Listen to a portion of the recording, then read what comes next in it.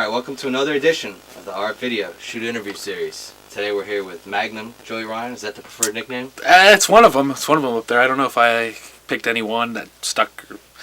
That one's been around for a while, though. Okay. Well, we'll go with Magnum for now. Career started, I guess, like everybody else. Did you grow up a wrestling fan? Is that? Yeah, I have three older brothers, and they were wrestling fans as well. At least the one that was closest to me. And my dad took us to wrestling shows when I was really young. And one of my most vivid early memories was watching WrestleMania 2 live on pay-per-view, actually. And I think it's because, when Jake the Snake when Damien wrapped around the dude's neck and he started foaming at the mouth, because I was like 5 or 6 at the time, it's a really vivid memory for a 5-year-old to be looking at. So that's when it kind of, I got emotionally engaged in the product, as it were, and it kind of hooked me from there. When you say your dad was taking you to shows, what were they, WWF shows? WWF shows at the Los Angeles Sports Arena. I remember we went to a couple of Saturday Night's Main Event tapings there, and just some random house shows and stuff like that. So you like Jake the Snake. Who were your other favorites? Jake the Snake, I was more of a Babyface guy. My brother really liked Jake the Snake, and he liked Bruce Beefcake a lot. I was more like Hulk Hogan and Ricky Steamboat and British Bulldogs. Mm-hmm. He was my older brother, so he's more the bad guy, the bully, and I was the younger brother, so I was always looking up to Hulk Hogan and stuff like that. Did you have like a lot of friends that all like wrestling too? Did you guys like all watch together or anything like that? Or? Yeah, when I was really young, I had some friends that watched wrestling, and then when I got I don't know, about middle school, I kind of lost. I just stopped watching a little bit. None of my friends really watched it, and then when I got into high school, I had some friends that watched it, and I started watching it again. So, at what point did you actually think about, hey, maybe I could do this, or maybe I should try to see if I can do this? I don't know if it really clicked like that for me. I did backyard stuff with my friends and stuff. It was more backyard sports entertainment than backyard wrestling. We weren't really hitting each other with chairs as much as we were coming up with different characters that we could cut silly promos in front of a camera with. But we're just big fans, obviously, in the 90s when I was in high school and stuff like that, the boom, there was, wrestling was big. And then we were at a WWF show at the time, at the Anaheim Pond at the time, and we got a flyer for an independent show, and we never even heard of independent wrestling at the time, and so it was in San Bernardino, which is maybe an hour and a half from us, and we decided to check it out, and I remember Frankie Kazarian was on the card. It was an EWF show for Jesse Hernandez, and we loved the show. We thought it was awesome, just the intimate building and just professional wrestling, which we loved. And then one of my buddies was like, hey, I went to the website after we went to the show to look at more shows, and they have a school. We should try to do it. And, so 4 of us, we all decided to sign up, but only 2 of us actually went. And then about 6 months in, maybe 6 to 9 months in, I was the only one that was still doing it. So I don't know if it was really a decision where I was like, this is what I'm going to do. It was more like I tried it and I loved it, Okay. So your initial training, Jesse Hernandez. Yeah.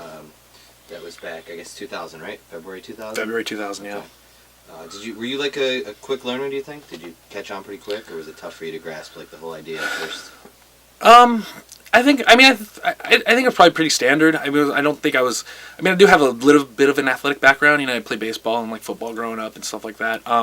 So the athleticism, I had a little bit of that going for me. And as far as just grasping professional wrestling, because I'd been a fan for so long and watched it for so long, I picked up stuff along the way. But I wouldn't say it was a natural. Where my first time in the ring, everyone was like, "Oh, you're going to be a star," or anything like that. I worked really hard to be able to get where I am. So I don't think it was anything that was really, really fully natural. So you told me a little bit earlier about your training at Jesse Hernandez's school, and I guess you felt like you could only get to a certain level there based on what you told me, and then you moved on to some other schools, including Rick Bassman's UPW, and then on to the Inoki Dojo with Brian Danielson, and also at UPW with Brian Kendrick was there, right? Yes. And you told me you credit a lot of your training to Brian Kendrick. What was it like training under him? Well, Brian was awesome. It was a lot more intimate training. It was different levels. Like I told you earlier, the training at Jesse Hernandez, and a lot of wrestling schools do this, and it's just the business model for a lot of them is, when they get new students, they just put them in there with the students that have already been wrestling. So you get to a level where maybe you're even starting to be on shows and do matches, and you go to training, and then there's 3 or 4 new people, so everybody lines up and learns how to roll again and learns how to bump again. And I felt like I could progress quicker in a more split class, and UPW was offering beginner, intermediate, and advanced classes, and at the time, so I went and looked at some UPW classes, and Brian Kendrick was one of the trainers there, and he was doing like weeknights where I could go, and so I got a lot of like more one-on-one or more like intermediate training, as it were, with him. So yeah, he was awesome because he came with, fresh out of Shawn Michaels school, and then he went to Memphis where he trained with Regal, and then he got cut from his first developmental deal, and then moved to moved to LA because UPW still had connections with WWF or WWE. Well, yeah, E at the time, and then I think when did they become E? Maybe like around 2000. Yeah, so it would have been E at the time. Yeah. So he moved there to make sure that he stayed in front of WWE, and then so like he had all this great training and knowledge to pass on. Like I'm like second generation Shawn Michaels student, like I'm a dub of a dub. You also got to train a lot with Bryan Danielson, who was kind of like I guess like a sort of like a trainer at the Inoki Dojo. What was it like working with him? He's always been one of the best ever. I mean, at least in my opinion. He at the Inoki Dojo, it wasn't they had pro wrestling classes, and they had different types of classes for different styles there. There wasn't really, I wouldn't really say there was like head trainers or anything like that, but he definitely ran a lot of the classes, and he definitely was in charge a lot of what we did in the ring and stuff like that. And like I said, he was always head and shoulders above everyone else, and in the area that he's in. He obviously learns and grows and adapts with the changes in the business and the changes that he goes through too. But so he was always somebody that when you're in a class with or in a situation with, you always strive to be more like, because you could see that his mind is always working and he's always grasping things a little bit, and you want to learn from him and sponge off of him. You obviously, through PWG and all the other companies you worked for over the years, you got to work with Bryan Danielson a lot. Did you consider yourself friends, or did you think you guys were like friends? Did you consider yourself friends with him?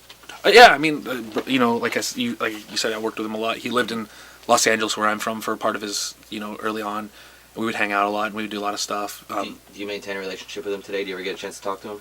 I mean, yeah, like I know he's super busy. I try not to bug him, too much. But if I, when I see him when I was doing WWE extra stuff, like we'd always stop and talk and hang out and catch up and stuff like that. If I needed him in a bind, I could text him and it wouldn't be weird. It wouldn't be like out of nowhere, out of the blue. But yeah, so I mean, I definitely think it's there. I just don't, I know he's super busy with his schedule, sure, but it isn't, it's not weird or anything.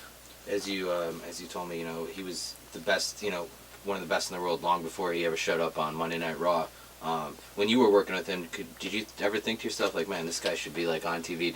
Could you envision him being like one of the biggest stars in the WWE, or did you think that he was even bigger than yours, or maybe even his like imagination?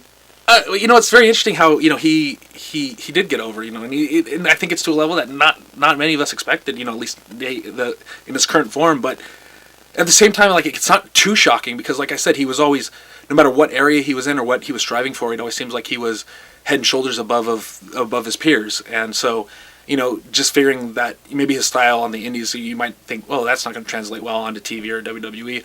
But the fact that he's always adapting and growing, that when you put him on a playing field with people in that area, or do that style of wrestling, that he was going to click, he was going to get it, and he was going to be head and shoulders above everybody in that part of the industry as well. So it shouldn't have been shocking, although maybe at first you wouldn't, when you see his independent stuff, you don't think it would translate as well. But the fact that, like I said, he's always growing and honing his craft and adapting to his environment, it's really not all that shocking. Right. Some of like the early companies you worked for, you worked for Rick Bassman's UPW, Jesse Hernandez's company, and you also worked a lot for Rev Pro and Epic Pro. Those are some of the companies where you made your name. What are some of your favorite matches from the very early portion of your career? I always liked when you first start, you wrestle a lot of like the undercards and a lot of your fellow students and stuff like that. And I always liked when someone gave me like the opportunity to like they saw something in me, or they were they put me in a match where like you wouldn't normally put somebody, like your first chances to wrestle somebody that's more established, or your first chance to wrestle somebody that's quote unquote better or whatever. So like at Rev Pro, when they would put me with Super Dragon at first, it was because he was really big in the area already. Or like when I did stuff with UPW with like Frankie Kazarian, who I'd only trained with at that point, or even putting me with like the Messiah, who was big in the area from XPW, which was at Epic, which Gary Yap did at Epic. Mm-hmm. You know, just giving me the chance to be like, okay, like I could see you being on the same level as these guys. You know, those are standout memories because, you know, those were my first opportunity to like be in matches that people were gonna really pay attention to. Was there a point before PWG started where you felt like you might be onto something, like where you kind of figured out that, you know, how the business works and, you know, what you could do to kind of, you know, make your name? Did it take a while for it to kind of click for you? It took a little while for it to click for me, I think. I mean, at the time, like, PWG started, stuff like that, I was kind of getting a good grasp on how the industry worked and how the business side of it worked. But to be quite honest, and you know, I can still get that way now, is that I grew up a pretty shy kid and I was pretty introverted, and for me to get the character, like the performance side of it, like you know, when I first started, if you find, I mean, they're pretty buried. They're buried pretty deep. But if you find some of my early stuff, like Jesse Hernandez first started, they gave me like a gothic gimmick because I couldn't show emotion very well, and they're like, "Oh, we'll just hide that by putting you in this gothic character that isn't supposed to show emotion." So it took me a while to kind of understand that, you know, what I could really do character-wise and be comfortable with pushing the envelope with character development and just like getting the crowd emotionally engaged in your performance and things like that. And, you know, at the time it was time PWG started, I was still kind of figuring that out. Like, I was still pretty bland, babyface, you know, go-getter. But, you know, like, so it took a little while for me to evolve to, like, kind of get that pro wrestling's kind of an empty canvas and you can paint whatever picture you want on it, you know, as long as you can make it make sense. Rev Pro was the site of your first matches with Super Dragon. Yes. A guy who you obviously have a long history with at this point. But what do you remember about your very first matches with Super Dragon?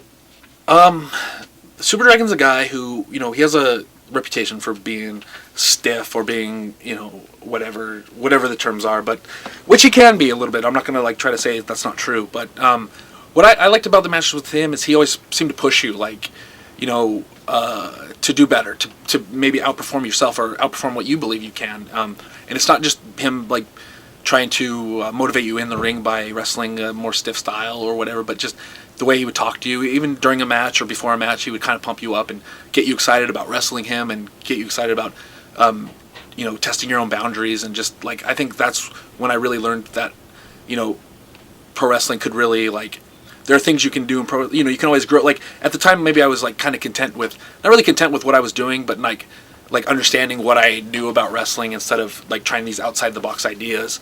And I think he really brought that side out of me. And like a lot of those early matches when I realized that anything's really possible in the grasp of a professional wrestling match.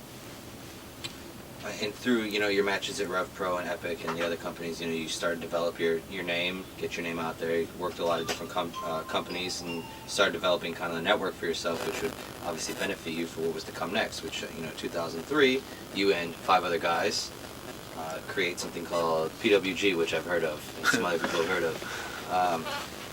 Take us through, if you can, with each guy, if you can remember where you first met them and kind of how the original discussions came to be to, you know, start a promotion. Yeah, well, Scott Lost, who was my tag team partner for years, I met him at UPW. We were both students, started about the same time. You know, started branching out on independence around the same time. And the other 4 guys we met through Rev Pro, which were Super Dragon, Excalibur, Disco Machine, and Top Gun Tallard. Right? That's what I said, right? Yep. And then, so yeah, it was just kind of a thing where we just all were wrestling along. We were doing the Epic Pro Wrestling. We were doing, like, they had done XPW stuff. You know, we had done, Scott and I were doing like other independents, other smaller independents, and it was just kind of thing where we all just kind of got along, and a lot of these promotions would start up, and, you know, you run through their money quick or surround themselves with yes men, and they didn't really understand the business side of professional wrestling, which all of us were still learning at that point, but we had, I think, a good grasp on it, that we knew how not to be taken advantage of and how to put together a solid card with good talent and, you know, make it within a budget. And we just were like, okay, let's just take the promoter out of it and let's just run a show ourselves and see how it does. You know, so like, what's the worst that can happen? We all pitched in $500, and I think that was all our initial. We never even none of us ever put in $1 after that either. Like, we've run off that initial $500 investment. Good return. Right? You know, we've made that back, obviously, tenfold. But Yeah, so we just decided to run a show and take the promoter out of it, and that's kind of how PWG. Was there like a night where you guys just said, hey, let's go meet at the pizza place and let's talk about this, or how did the actual, like, was there a certain night where you guys all decided let's plan this out tonight, or was it just like a series of discussions? How did that all unfold? It was just probably a series of discussions, probably mostly over like AOL Instant Messenger at the time, which was popular. But yeah, it was just kind of like, well, I know this guy, like I worked him here, or I met him here, like he'll give us a good deal, or like he'll come in and do it, or he lives local, or whatever, or I think we had like maybe 2 or 3 fly-ins on the show, which is really different than how the shows are today. But it was just like guys that we had known and guys that were pretty popular on the indies, and just the guys that had never been in Southern California, or that would be able to draw an audience, and and then we picked the guys that we liked wrestling in Southern California, and we just kind of made our best shot at a super card that we thought people would be interested in. Was there a certain one of you guys who you felt kind of like led the charge in terms of preparing that first show, or did you feel like you were all kind of like equal contributors at that point? At that point, I think it was all pretty equal. I think we're all excited and good ideas, and like we were just interested in seeing how, like, an experiment. We just wanted to see how it would go.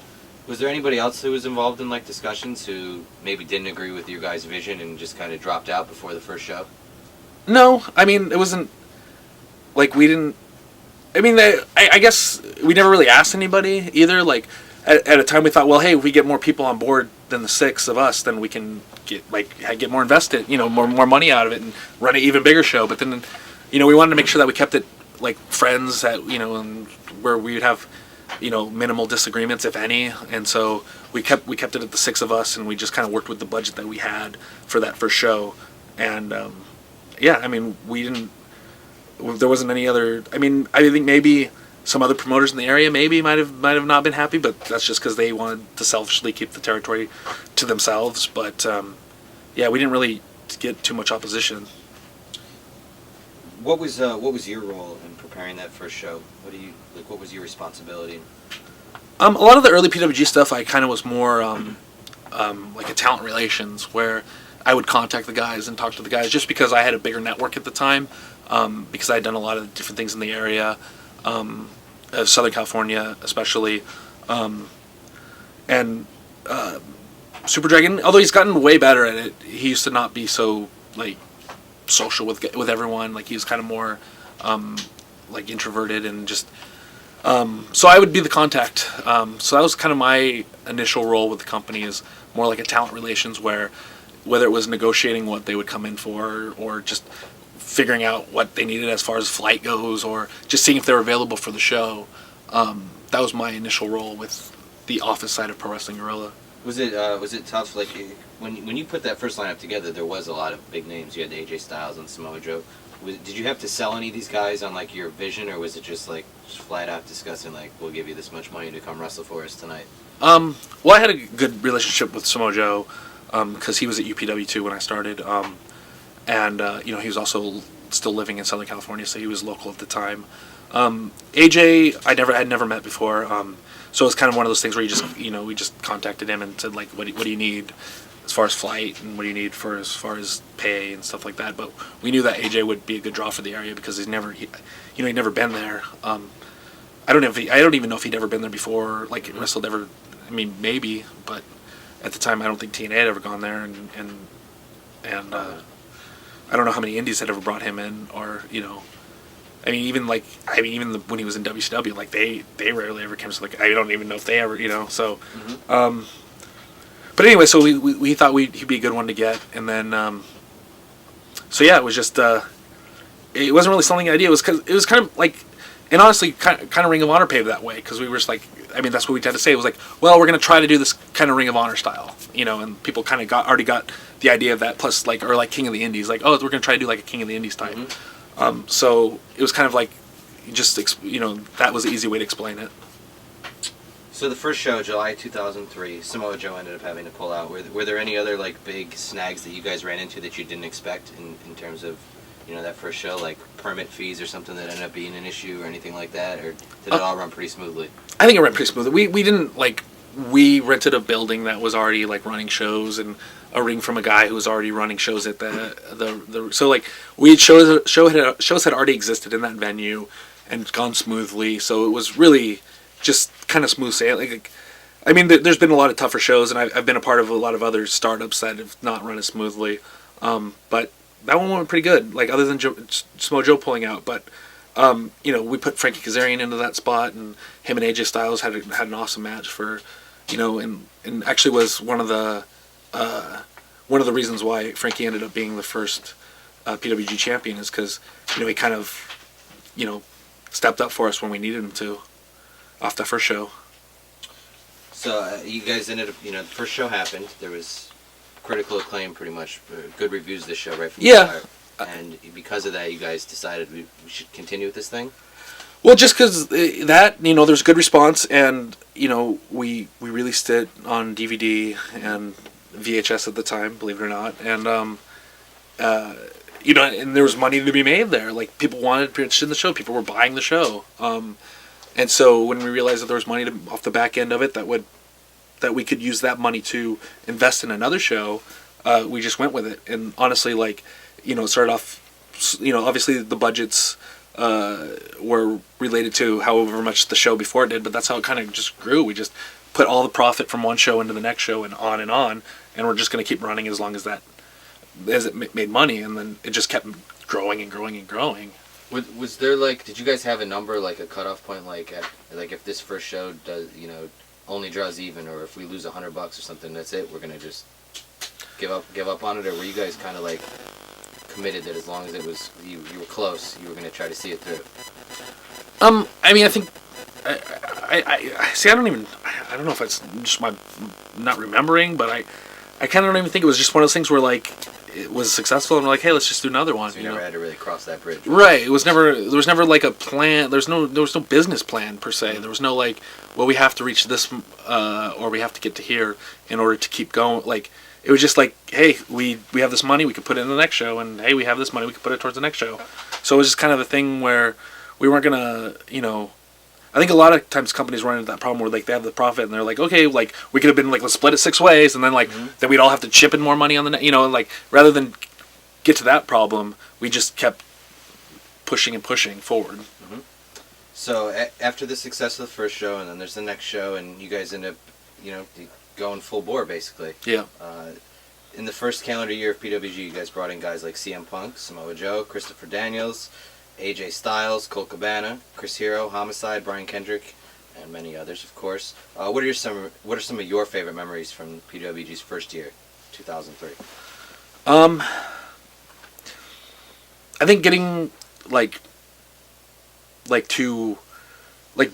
be on a show with those guys, you know, just like, I don't know, like, you know, thinking back now, you know, it's been a while, but I just remember, like, you know, I think one of the first main event matches, I think, was like a 6-man, and you know, I was me and CM Punk were on the same team. It was me, Frankie Kazarian, and CM Punk, and against, I think, Super Dragon, Colt Cabana, and Adam Pearce, and just like I said about the first, you know, when you asked me about, like, my first set of matches, what really stood out was just like taking a breath and looking around, being like, oh, look, this is where I'm at, you know, like, this is really cool. If I stopped wrestling tomorrow, like, I have this, you know.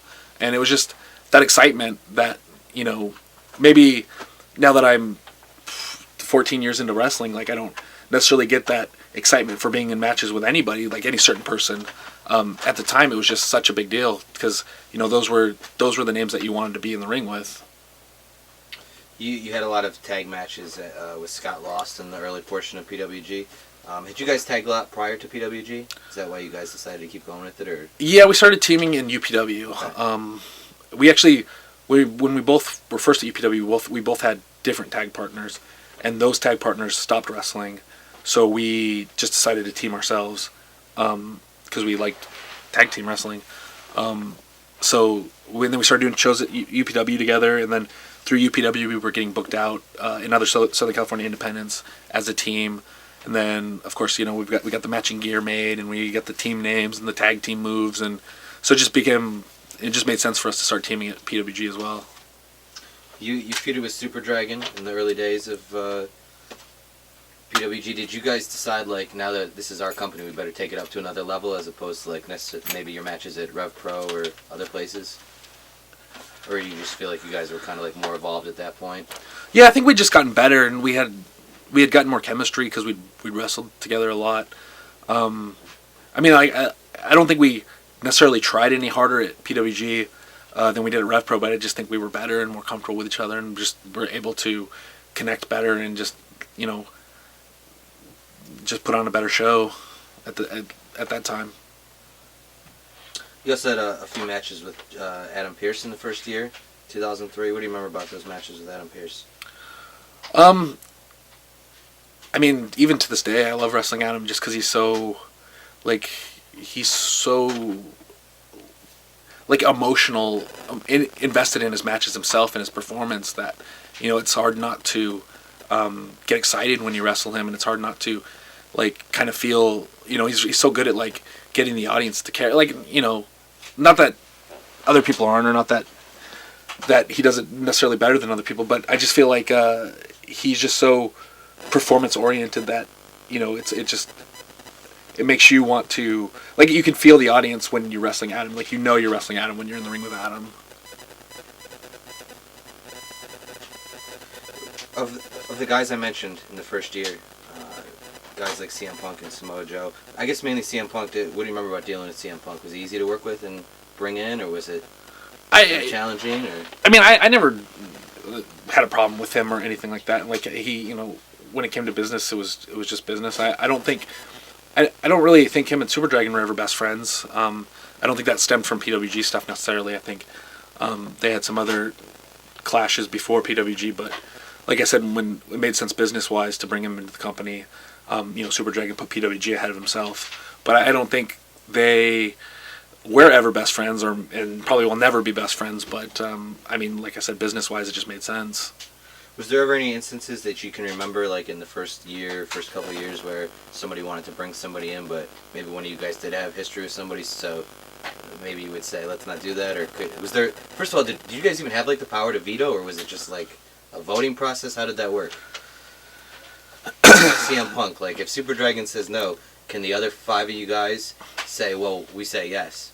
I don't even remember how that exactly worked. You know what? I honestly think one of the best things about PWG is how not political it can be. And, you know, like, I think a lot of companies suffer because there's too much of that, you know?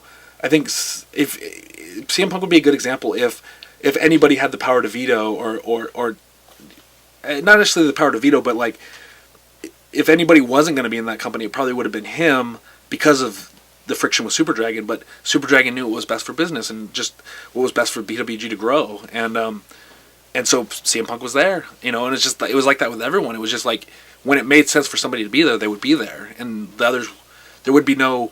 And that goes back to keeping it as friends, you know, just being, you know, making sure that the company was between friends, and there wasn't going to be a lot of inner fighting and stuff like that. It was just the fact that we would all agree that PWG would take precedent over any individual feelings, and so even guys that weren't necessarily favorites with anybody, you know, or one particular person in the company, would still be on the shows if it made sense.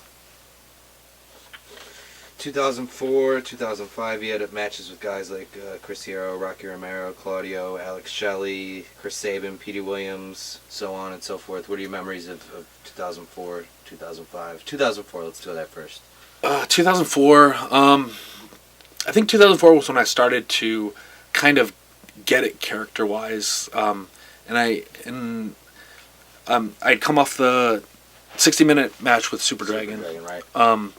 And I think that was kind of the most, like I think I was the most over as a babyface at that point, and then I took some time off after that, just to kind of get other things in my life situated, and then when I came back, you know, I wanted to do something different, and you know, and so Super Dragon actually pitched the idea of me coming back as a heel, because I'd been the full existence of PWG as so far I had been a babyface, and then, you know, like, I wasn't, like, although, you know, like I said, coming off the Iron Man match, I might have been at the height of my popularity as a babyface. The fact that I'd taken some time off kind of cooled it down a little bit, and I thought maybe that would be a good time.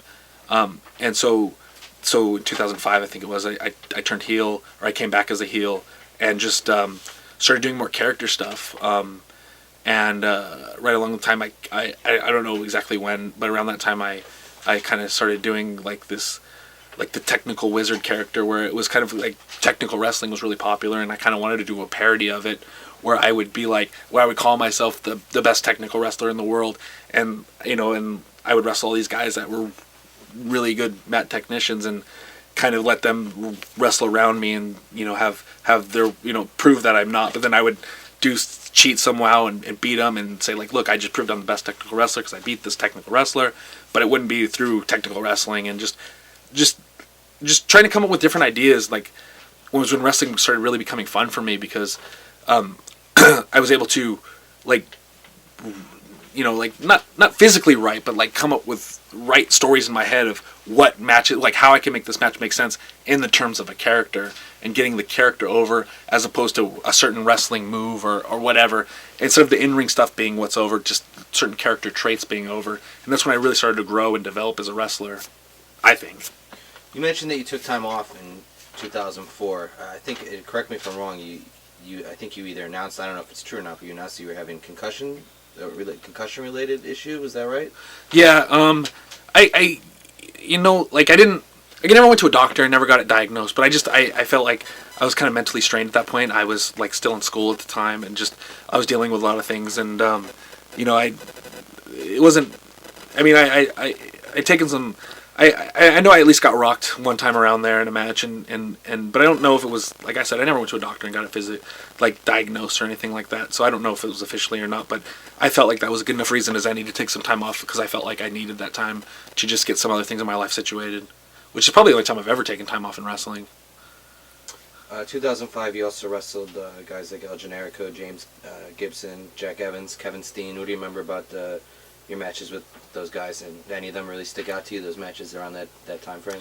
Yeah, actually, a lot of them do, because like I said, that was about the time I was like forming the character, and I think I had started slowly, like once I kind of ran through the technical wizard ideas, when I started like doing the Magnum character more, and it was just and actually the Magnum character kind of came as like it was not really like, I'd grown a beard and like went to shave it for whatever reason before a show, and I kind of left the mustache in, and then I downloaded the Magnum PI theme song and borrowed one of my dad's Hawaiian shirts and just came to the ring as that, and it just kind of caught on there, and like people were really into it, and I think the first time I ever did it was against El Generico, and the crowd was really like, because he's such a character, and I was doing this, and I hadn't even done the character, like it wasn't even a character, it was just a look at this point. And it was just like a lot of fun just to be like, have these characters or these looks or whatever that against each other. And when that happened, I was like, well, I'm gonna keep this going for a little while. And I stopped shaving my chest and let my chest hair grow out, and it was kind of on a whim, really. It wasn't like I didn't develop. It wasn't something like that I thought of for years or weeks or whatever and just decided to do. It was kind of, like I said, it was on a whim. And the fact that the PWG audience too is so fun that they like kind of get behind stuff like that, it kind of really just caught on there. And like, so like a lot of those matches you talked about were like the very first times I was doing that and kind of figuring out what would work, not just with the look but with the character too. 2005 was a really big year for PWG, and the end of 2005 was obviously 2005 was the first year of Battle of Los Angeles. What do you remember about the idea of putting that tournament together? Is that straight from Super Dragon, or is that something maybe somebody else suggested and then you all got behind it? How does that get put together? I think we all kind of liked the idea of doing like a King of the Indies type. We had done the PWG Championship tournament at the time, and we had or we did that in 2003 in the first year, and we kind of always wanted to do a tournament again. And that tournament was obviously to crown the first champion. So we figured we'd do something for a trophy or something, just like I said, very King of the Indies based, because people like tournaments. We like doing tournaments. Tournaments are fun. And so it was just kind of a thing where like we just wanted to do like our own version of King of the Indies. The other another big thing for PWG in 2005 was All-Star Weekend in April when WrestleMania was in town. And I guess in a lot of ways, I think other indies probably took note of that because, the following years, Ring of Honor and then other companies started to pick up on the idea of running shows in the WrestleMania host city. Was that just a matter of convenience for you guys, or did you always thought maybe we should run a show wherever WrestleMania is? I think it was... No, I mean, I think WrestleMania made sense to do that weekend because obviously WrestleMania was in town, but I think maybe we had done... At that time, the only other double shot was maybe, besides the tournament, was the anniversary. I can't remember if the anniversary double shot was before All-Star Weekend or not. But, I mean, this idea of double shots just makes sense because, you're paying for these flights and you might as well get 2 shows out of them. And so, and I think, I can't remember if it was a strategic to like, hey, WrestleMania is this weekend, or if it was just like a coincidence. We were going to run that weekend anyways, let's just do a double shot. But, like, it makes sense business-wise. So, yeah, it was just the idea of wanting to do more double shots because it made sense financially. As I mentioned, the end of 2005 was a significant time for you because you defeated Kevin Steen to become PWG heavyweight champion. It's a company you founded, but at that point it had become a pretty big deal. A lot of fans, a lot of people watching it, a lot of tape sales and whatnot. Was it a big deal to become champion at PWG? Yeah, no, it was. Obviously, because, at the time, it was growing and getting big, and, TNA guys had been being used, and, like, the venue, which was affectionately referred to as the Sweatbox at the time, right. Was the first real home of PWG. But, yeah, at that point, that's kind of when because I never wanted to be the guy who was the champion of the company that he was doing in the office for. Right. So that actually became a kind of a turning point where I kind of stopped doing so much office. Because I told Super Dragon, I said, look, if it makes most sense to put the title on me, and there's a couple reasons why. One, I was starting to do the heel stuff with the character and it was really getting over.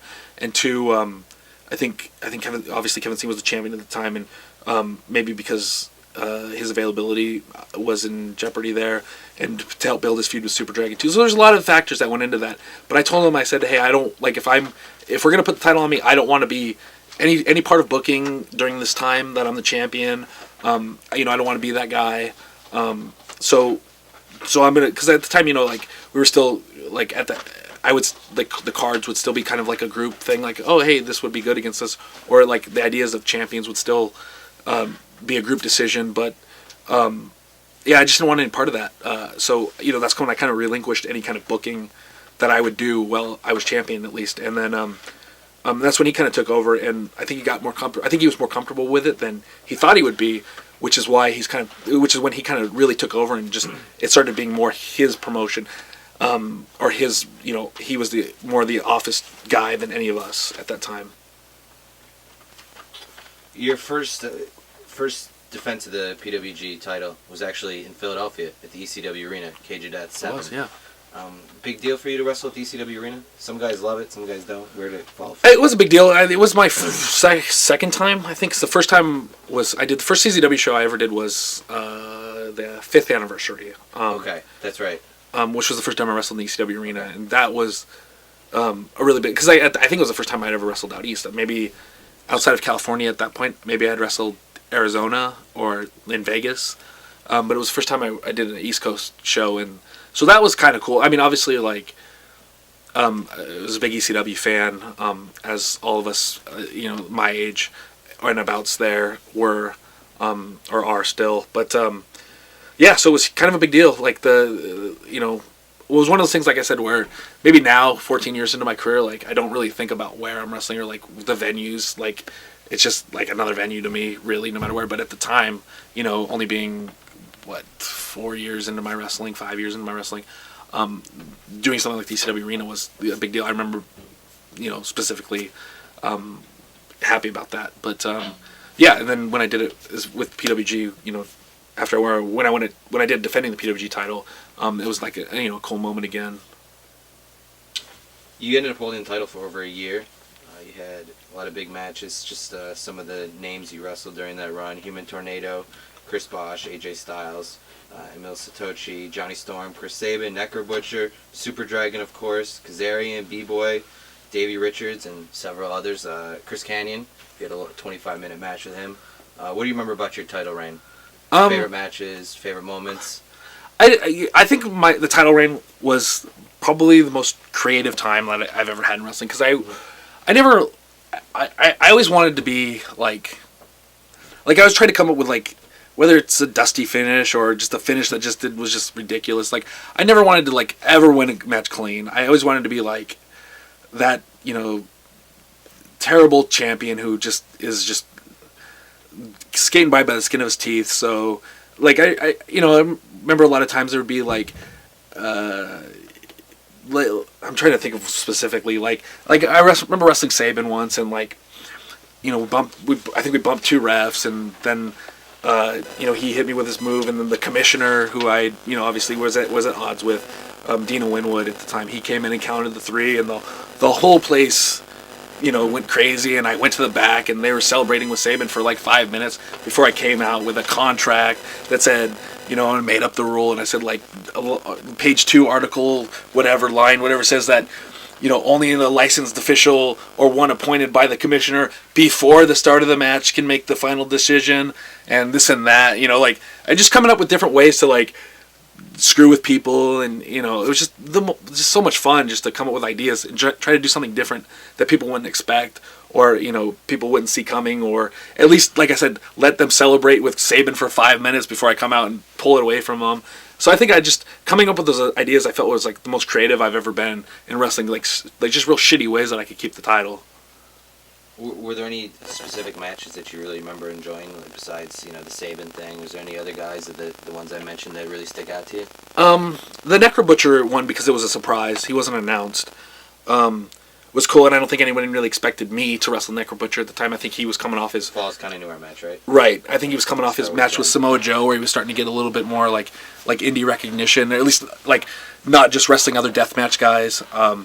And like he was a big surprise to the audience, and just I hadn't done too much hardcore at that point, or too much false count anywhere, and just using tables and chairs and stuff, and it was the first time I wrestled him, and I went on to wrestle him more times in PWG. I wrestled him in Ring of Honor a lot, and he became one of my favorite opponents to have, because he obviously connects well with the audience, and just his brawling style, although it might be a little rough at times, is just it's a lot of fun with his character to do it, and he became honestly one of my favorite guys that I've ever wrestled, and so that stands out to me because it was such an unexpected twist for a PWG show for Necro Butcher to come out. Right.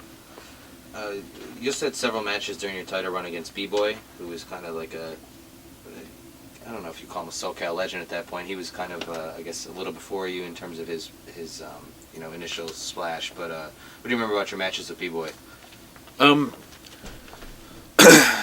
B-Boy was always fun, because B-Boy was a guy I wrestled a lot at UPW too when I was first starting. So we had a bit of a history, and then we were able to bring that over to, and not just UPW, but other, like, he was a guy who was wrestling everywhere in Southern California, just like I was, who didn't buy into, like, and a lot of times in early Southern California, those promoters would try to get you to not wrestle like other places, like, well, you have to be loyal to me or be loyal to this company, and and he kind of understood the same way I do, that like no company's going to look out for you as much as you do, so try to get as much work as you can.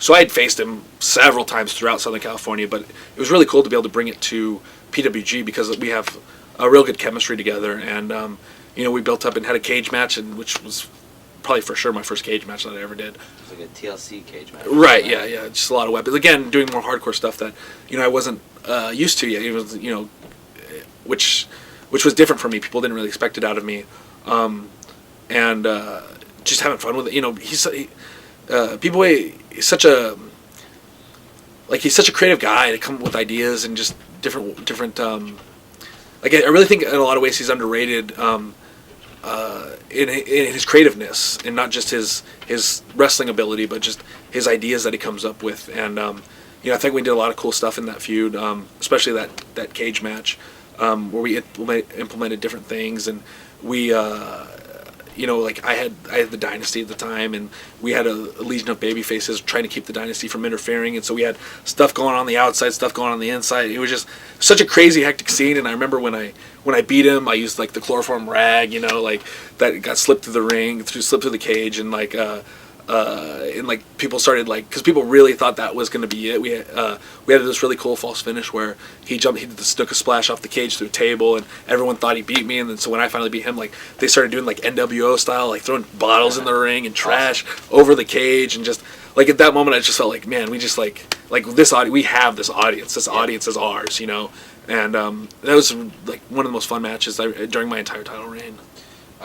Another significant part of your title reign is that you made the PWG title a world title. Because we did the first. Yeah, go ahead. Sorry, no, we did the first couple of PWG shows outside of the country in England and Germany, where I defended it and made it a world title. Of course, I used that for the shtick too, like because at that point we'd just been calling it the PWG Championship because, you know, there's always those indie feds that have like the world title and they run. Never leave the state. Right, they're running in Fresno, California, but they have a world title or whatever. So like, you know, I made that part of my shtick as where like, you know, like I'm the PWG world champion, I'm the first PWG world champion because I made it a world title, which is cool because, you know, it's obviously still it's been defended not just in PWG shows but like I think both Steen and Generico have defended it in Canada. I think maybe Generico defended it in Mexico as well. I could be mistaken, but I think Hero might have defended it in Australia. So like not just at PWG shows, but the belt's been defended around the world. So it's still something that's a world title to this day. I mean, I guess you never really lose that status, but because that title is, you know, has a lot of reputation and prestige now. To be the first one to do it outside of the country is really cool. Mm-hmm. You guys had a good portion of the PWG roster on those shows in Germany and the UK. Was it tough to put those events together? They were actually co-promoted, so it was a little bit easier. Like we didn't just take the whole PWG unit over to. We worked with other companies that were based out of those countries, and so it was a little bit easier in like, you know, cost cutting and cost splitting, and I'm sure it was more of a headache. Like I said, at that point, the company's being mostly run by Super Dragon and Excalibur. Like I'd kind of stepped away from the office side of it more, so when I became the champion, so I think it was kind of a headache for them, which is probably why they only did it twice and not since. But like it's definitely something cool to have happened. Latter part of 2006, you were feuding a lot with Human Tornado, who was a big deal at that point, and he was also wrestling on the East Coast and pretty much all over the country. Very popular. Also in Nacho Libre. Yeah, he was, of course. El Snowflake. Yep. A lot of matches with him, and he eventually ended your title run in January of 2007. What do you remember about your matches with Human Tornado? Another really fun guy to wrestle, just because the audience just was so like in love with him. Like he's such a cool character in such a unique way and a style. Like he definitely he obviously had his unique look, but he definitely wrestled a very unique way that was special to him. And when the idea came to lose the title to him, like I thought it was perfect, you know. And once Super Dragon suggested it, there was no way of talking me out of it. I said, he's definitely the guy. You have to make it. We have to do a feud, or we have to, however you want it, but he has to be the guy to take the title off me, because the crowd just was so in love with him at the time. So I think it worked out really well. Like we did some, I think we feuded for a few months, and like I think I actually had a match against El Snowflake. He wore the Nacho Libre gear. We did, and it was another thing where I pulled the switch where like he beat me as El Snowflake, but like I pulled like or I forget how it worked, but where he didn't, like it wasn't Human Tornado, so I didn't lose it. Or however way I could screw the audience, I made sure to do it. So we were definitely built it up to the title switch, and it was really, really cool. I think we did a Guerrilla Warfare match again. I guess all of a sudden I'm a hardcore guy. I'm having all these like Falls Count Anywhere weapons matches, but that was a cool one too. And it was in one of the first ones we did. Not one of the first ones we did in Reseda, but that was around the time that Reseda became like the new home of PWG. So it was like I think it was a real special moment for like to establish us in that venue. Human Tornado obviously has disappeared a little bit in recent years. We started making a couple appearances here on the East Coast in 2013, but I think it was pretty apparent that he wasn't the same person that we all kind of got to know, at least those of us that were around him. And there's been a lot of rumors swirling around Human Tornado. What do you know that or at least what do you feel like you're at liberty to tell people about what's going on with Human Tornado, if anything? I know his career, his wrestling for the most part ended when he got a really severe knee injury, that he just never could bounce back from. You know, sometimes it happens. He had a knee surgery and it looked promising, and then he re-aggravated his knee again, and it just doesn't look, it just didn't look like it was. And then I think he had some personal problems. I don't like a lot of hearsay. Obviously, I think he went through a depression, and then. He started acting out in his depression, and it's really curious. He shows up every now and then to watch a show. I think he still feels the love for professional wrestling, but you don't really know what's going on. Like he's really standoffish, and if you ask him questions about it, he just kind of blows it off a little bit. At least still seems like he's a little depressed about things that didn't go his way in his wrestling, because he was very promising, And so, absolutely. I mean, I know there's a lot of like rumors and stuff that he put up on Facebook and things like that, and there's no way, like, you don't know if you ask him, you don't know if they're true or not, because he doesn't give you straight answers, or if he's just acting out of his depression or whatever. But I feel real bad for the guy. I mean, he's super sweet. He's such a sweetheart. Yeah. And a good guy, and just fun to be around at a time in life, and it's just injury. I mean, it's a sad story when injury ends somebody's career early. Because he really could have gone a lot of places. But like, again, I don't know a lot of things. A lot of the rumors that are going around, I don't know if they're true or not, because he's so standoffish now. It's hard to hold a conversation with him. Have any of you guys spoken about him, amongst yourselves? Like, has anybody tried to reach out to him, or is that just something that's kind of hard to do? We all a lot of times, like, we've all tried to at some point. And one of the PWG referees actually carpools with him. When he comes to shows, he'll carpool with him a lot, and he says a lot of times in the carpool they just kind of sit and don't even talk, and it's quiet, and it's just, you don't know, he's not very open, like sometimes he is, and like you want to reach out to him and see what's going on in his life, but and then when it comes down to it, it's really just he's really unapproachable now, which is really a shame, because like I said, he was such a sweetheart and such a nice guy. Yeah, he spent a couple months here on the East Coast in 2013. He was staying with Larry Legend. Do you know Larry? I don't know, maybe. Ring announcer. Okay, yeah, I do. Won The Price Is Right. Right. Yeah, I do. I got to go. I hang out with Larry a lot, and when I would go over, he would be the same way. Just sit there and try to talk to him. Yeah, really subdued and just completely 180 from how he used to be. Yeah, like Larry and like Ruckus, they try to get him back involved with wrestling, and he would go to the shows, but again, like you said, just wasn't really into it. Yeah, and he's trying to make a couple comebacks, like. Try to just play up the character, because he can't really do the same athleticism he did before because of his knee. In a sense, he doesn't really need to do all that much because he's such a good character too. But I just don't think he feels like if he can't be what he was, I don't think he wants to do it. Yeah. All right, on to some more happy things to talk about. 2007 was like the beginning of the Dynasty, PWG. You, Scott Loss, Chris Bosch, Scorpio Sky, and of course Jade Chung. Whose idea was it to put all you guys together? I don't even remember.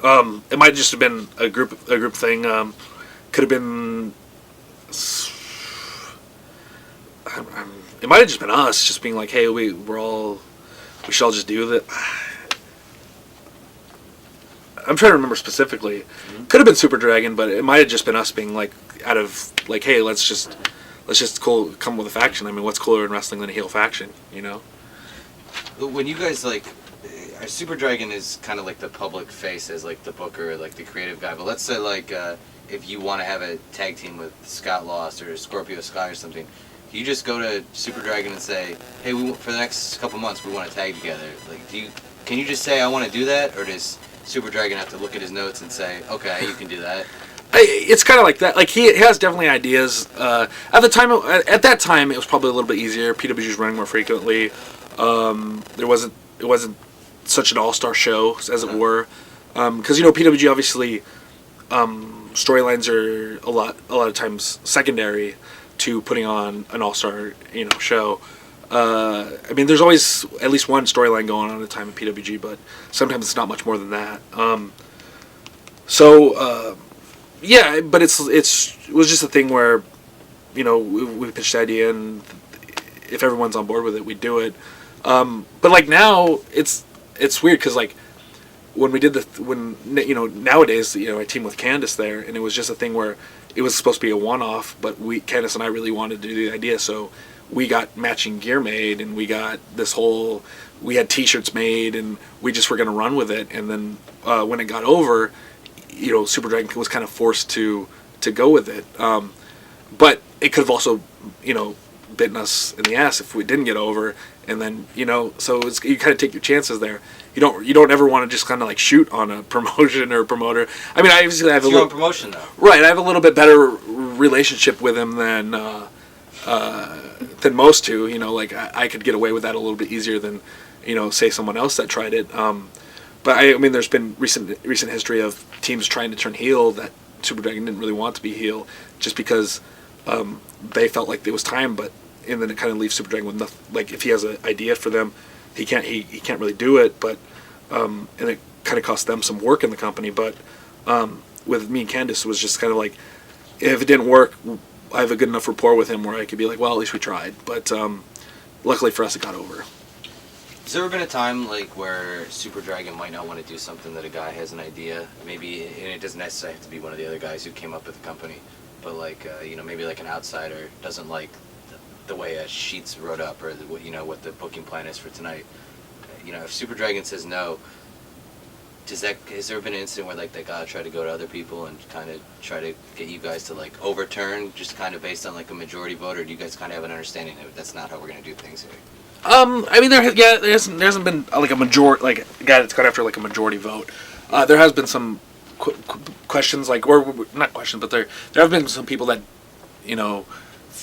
put up a little bit more problem or hassle with some of the bookings, but then they just kind of stop getting used, and that's just kind of the way it goes with PWG. Like I said, there isn't very much politics there, okay. And if somebody wants to come in and be political or try to like change the way things are done or whatever, like more than likely they're going to be like the ones that kind of get pushed out.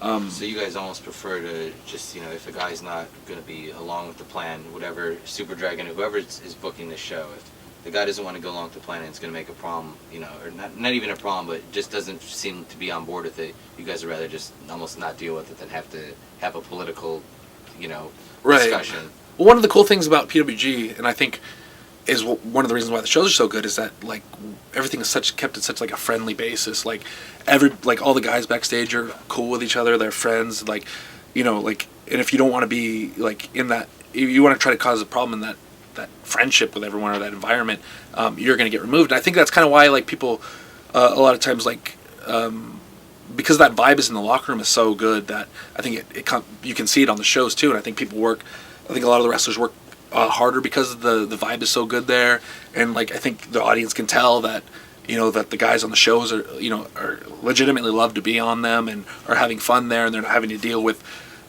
issues like political issues or whatever. I think that it just sets the vibe in the room, and if you bring too many guys in, or any guys really that want to kind of like run the things differently or kind of push for ideas or get things their way, and then you start dealing with like butting heads, then I think the product will suffer, because I think people will see it.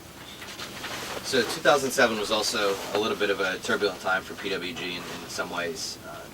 The DDT4 tag tournament, loaded card set up to take place in May.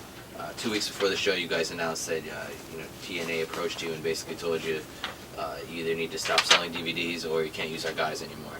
And that affected the company in kind of a pretty significant way, because because of what TNA said, you guys basically had to stop using guys like Samoa Joe, Christopher Daniels, Kazarian, Motor City Machine Guns, Loki, AJ Styles, and a couple other guys who were already booked for several shows that were already set up. They were already booked, and you basically had to drop them and refill all those spots on short notice.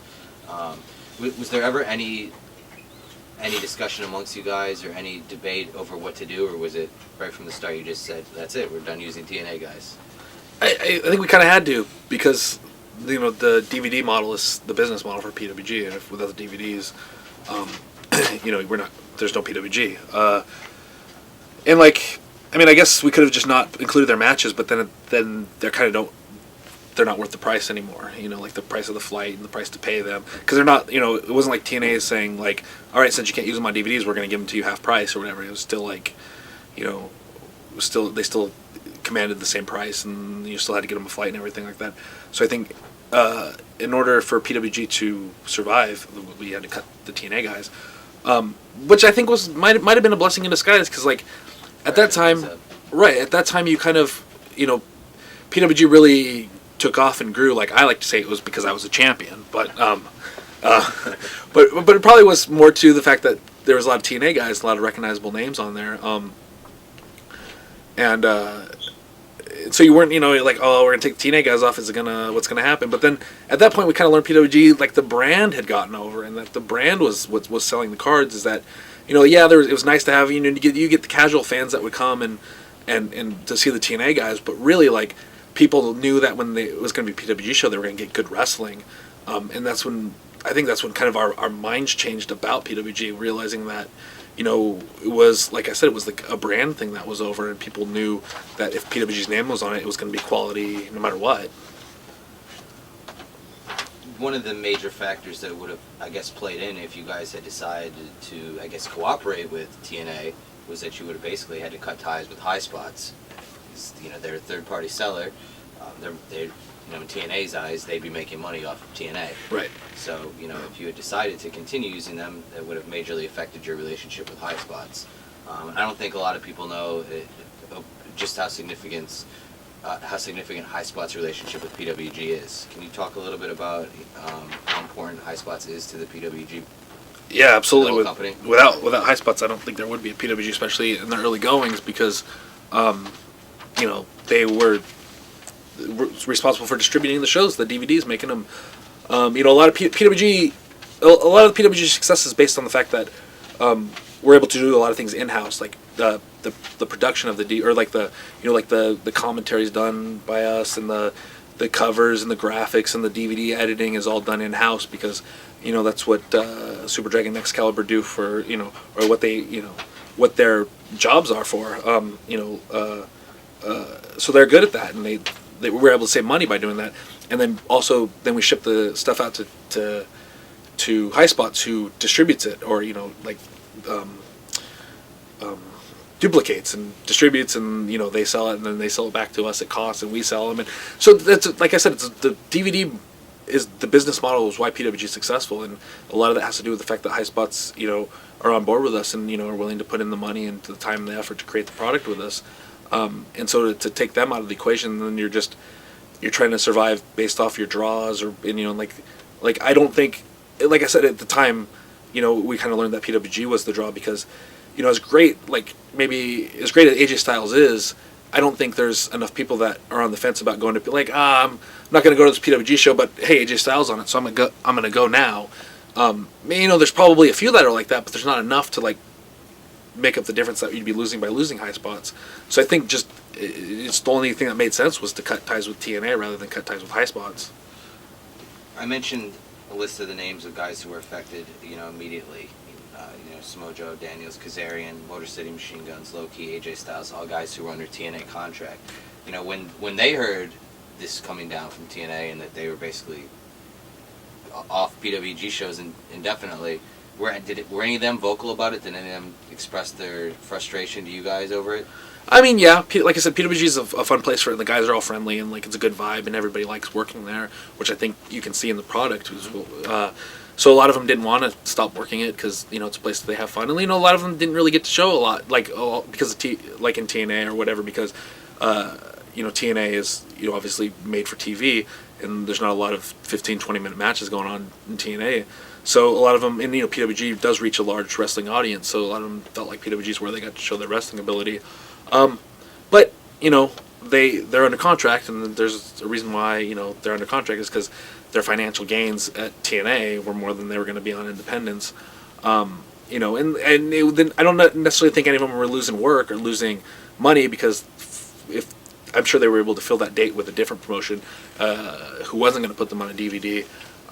So they were still able to thrive in their careers. But yeah, I mean, like I said, PWG is a fun place to work, and a lot of people want to work there. So, I do think the disappointment was felt by a lot of those guys. Loki's had I guess kind of well, he's been a big part of PWG at different times. He's known as like the ultimate serious wrestler. In PWG, it's not always super serious. You know, guys like yourself, Human Tornado, Kevin Steen, other guys, even Excalibur on commentary. You know, there's a lot of comedy, a lot of gimmicks going on. Was there ever any times where Loki was tough to deal with almost because of that? Was there ever any issues that you can recall where maybe he didn't like the way things were going, or you know, talk him into something maybe? Maybe it wasn't his favorite place. I don't know. I mean, I don't really talk to him like that or about that stuff. You know, I do think he recognized that PWG is one of the places where, you know, you can have great matches at, and, you know, a lot of people are going to see him, and you know, just because there might be comedy aspects to the show, it didn't mean that his matches had to be comedic. Right. You know, I do think that him and Super Dragon did butt heads creatively on a lot of things, and that's probably why you know, he would go away at times for a little while. Right. Because, like I said, if Super Dragon found somebody was too hard to deal with, he might just exclude them from future dates. But he's another guy who's, you know, popular enough and gets work everywhere where he's not gonna, you know, lose financially or lose. You know, he's gonna be able to pick up those dates somewhere else. It just wasn't, you know, might not have been such a great match between him and Super Dragon, or him and PWG in general, like you said, because of the comedic aspects, and because he wants to do things a certain way. And to his credit, you know, he sticks to his guns, and if he wants to do something, you know, if he sees wrestling a certain way, he sticks to that, and that's the way he wants his career to go. And, you know, you have to respect a guy like that who sticks to his, you know, he doesn't waver too much off his path that he sees. Yeah, I mean, like I said, it's probably one of the reasons why he's so sporadic in PWG, when you think his wrestling ability is perfect for PWG, but you don't see him there as constantly as you see maybe some other people. 2007, as I mentioned, the Dynasty was a big thing for you. You had a lot of big matches, a lot of big tag matches with Scott Loss as your tag team partner, including what I think was your first match in PWG with the Young Bucks. Correct me if I'm wrong. You also had, there's Young Bucks who you faced. You also had a match with Yoshino and Doi. Yeah. Dragon Gate stars, and also a match with Age of the Fall. This was an All-Star weekend. Jimmy Jacobs and Tyler Black, also known as Seth Rollins. Yes. You know, that's just a few of the big matches you guys had. Any memories of those particular matches, or any other big tag matches you had in 2007 with Scott Lost? Yeah, I think Scott and I had stopped teaming for a little while. You know, I was doing the single stuff as a champion, this and that, and then we just decided, you know, you go through cycles and stuff in wrestling, and we're like, hey, let's, you know, he had been teaming with Chris Bosch in Arrogance. Yep. And Chris, I think, was gone by then. So, you know, we're just let's just do that. I mean, we always had fun teaming together. We always enjoyed our matches. So we thought we'd try to find that spark again. And like, there was so much more, so many other teams to wrestle that we'd never wrestled before, or, you know, we're new, like the Young Bucks and like Age of the Fall, and, you know, getting to wrestle. I mean, I wrestled you know, some of the Dragon Gate guys before, but just being able to do it with Scott, like on a whole new playing field, essentially, because the scene had shifted so much, was something we were both really excited about. The Young Bucks are generally considered, I guess, maybe one of the most, maybe the best tag team by a lot of people. Me included, I think. You think so? I maybe two of the best wrestlers in the world, in my opinion. Is it tough for you? Do you find it tough to keep up with them at all in the ring at any point, or? Do you think you're experienced enough at this point where you can kind of slow them down? Or? I mean, they're, like I said, they're very, very good, and I think now is like, I mean, I'll never take credit for their success. Obviously, they were going to get it no matter what. But when I started doing independence with them, and I saw that, I, like, you know, told Super Dragon, you have to put them on a show. You absolutely have to start using these guys. Because they actually didn't, like, Super Dragon, because they've been wrestling a lot longer than maybe people realize. They did some stuff with Rev Pro, actually. Okay. They did some training there, and they did the Gallineros, which were the crazy chickens now, but they're the chicken, like, but like, the thing about them is they've you know, they grew up with a wrestling ring in their backyard, and which probably why the reason they're so good, and they kind of know that, they, you know, and I, you know, some people hate the fact that they know they're as good as they are because they think they should be more humble or whatever.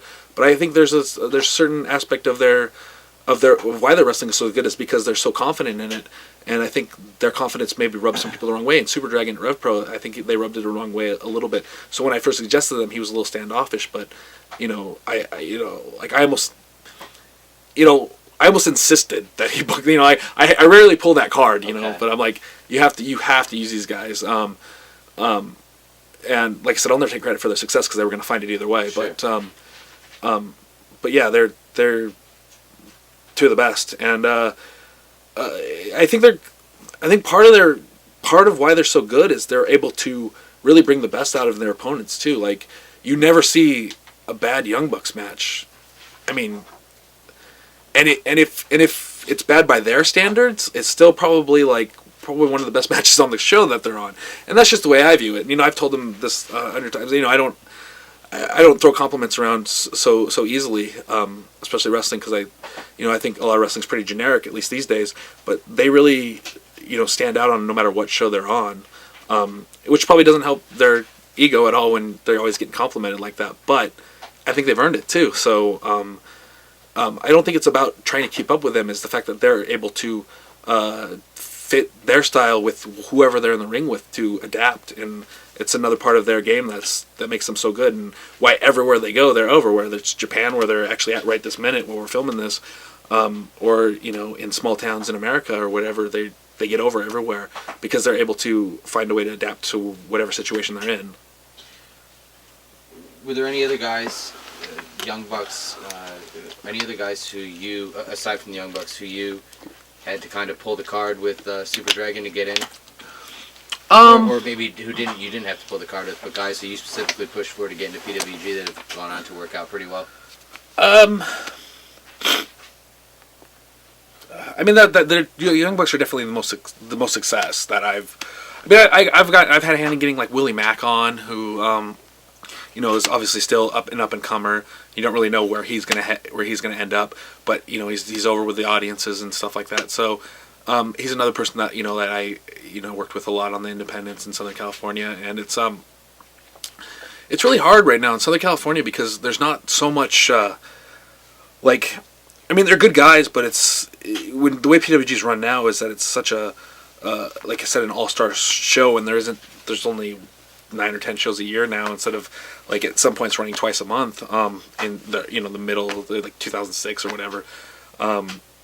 So like it's so much harder to get on the shows now, a lot of fly-ins and stuff, that for me to to push for somebody in Southern California now, which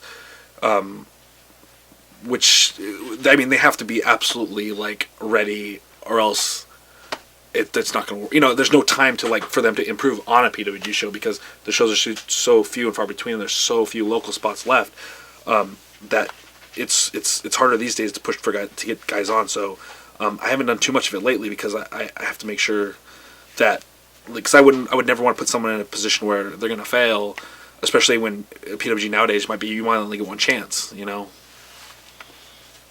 You mentioned Chris Bosch a few minutes ago, the guy who left, as you said, he had left by the time when you had mentioned him, but he was 2005 Battle of Los Angeles champion. Seemed like he was on the cusp of real big breakout success.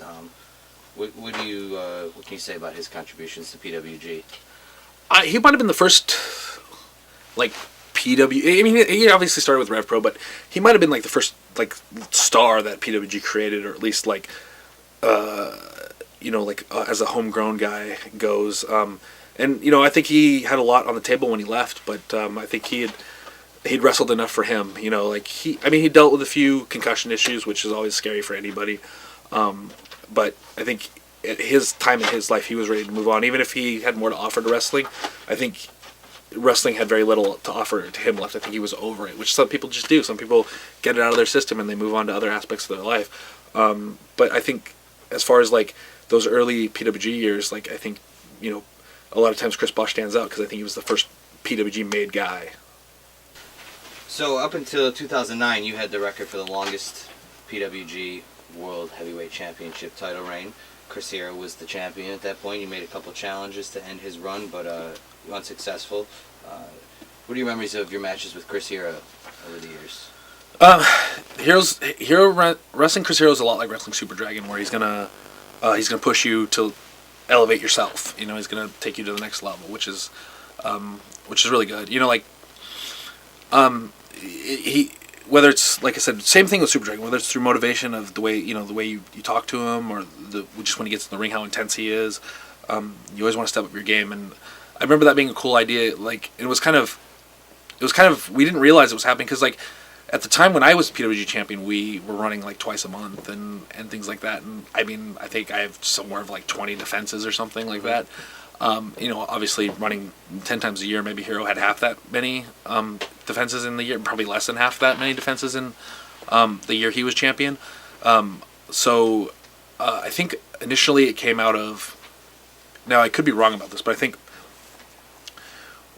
around the time that we had to change up DDT4, I think, because I was in DDT4 with Scott, and then we lost our first round match, and then... Are you referring to the TNA thing?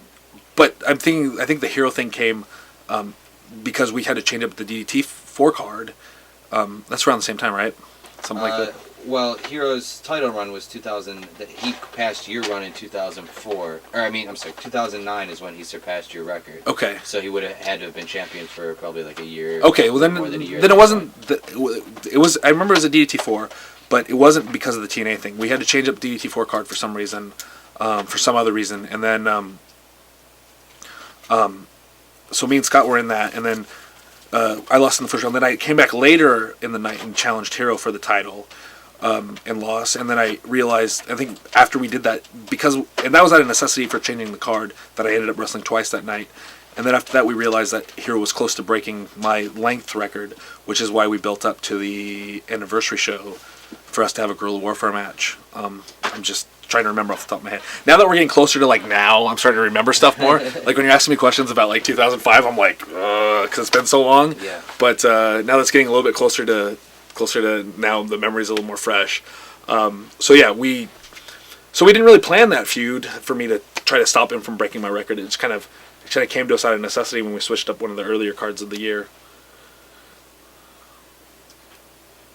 Late 2009, you turned back to Babyface after a long heel run. What made you decide to give it a switch? I think that was more of the fans doing. Like, it was all the sleazy stuff that I was doing, like the fans were, it was becoming like more of the fans were looking forward to seeing it. It was like, oh, there it is again, or whatever it was, or they just were starting to respond differently to it. So we just let the fans change it.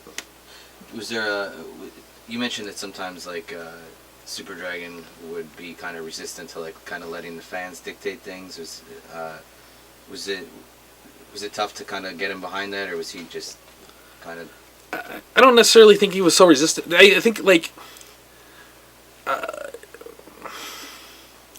no, because I think it felt right. I mean, I think it doesn't...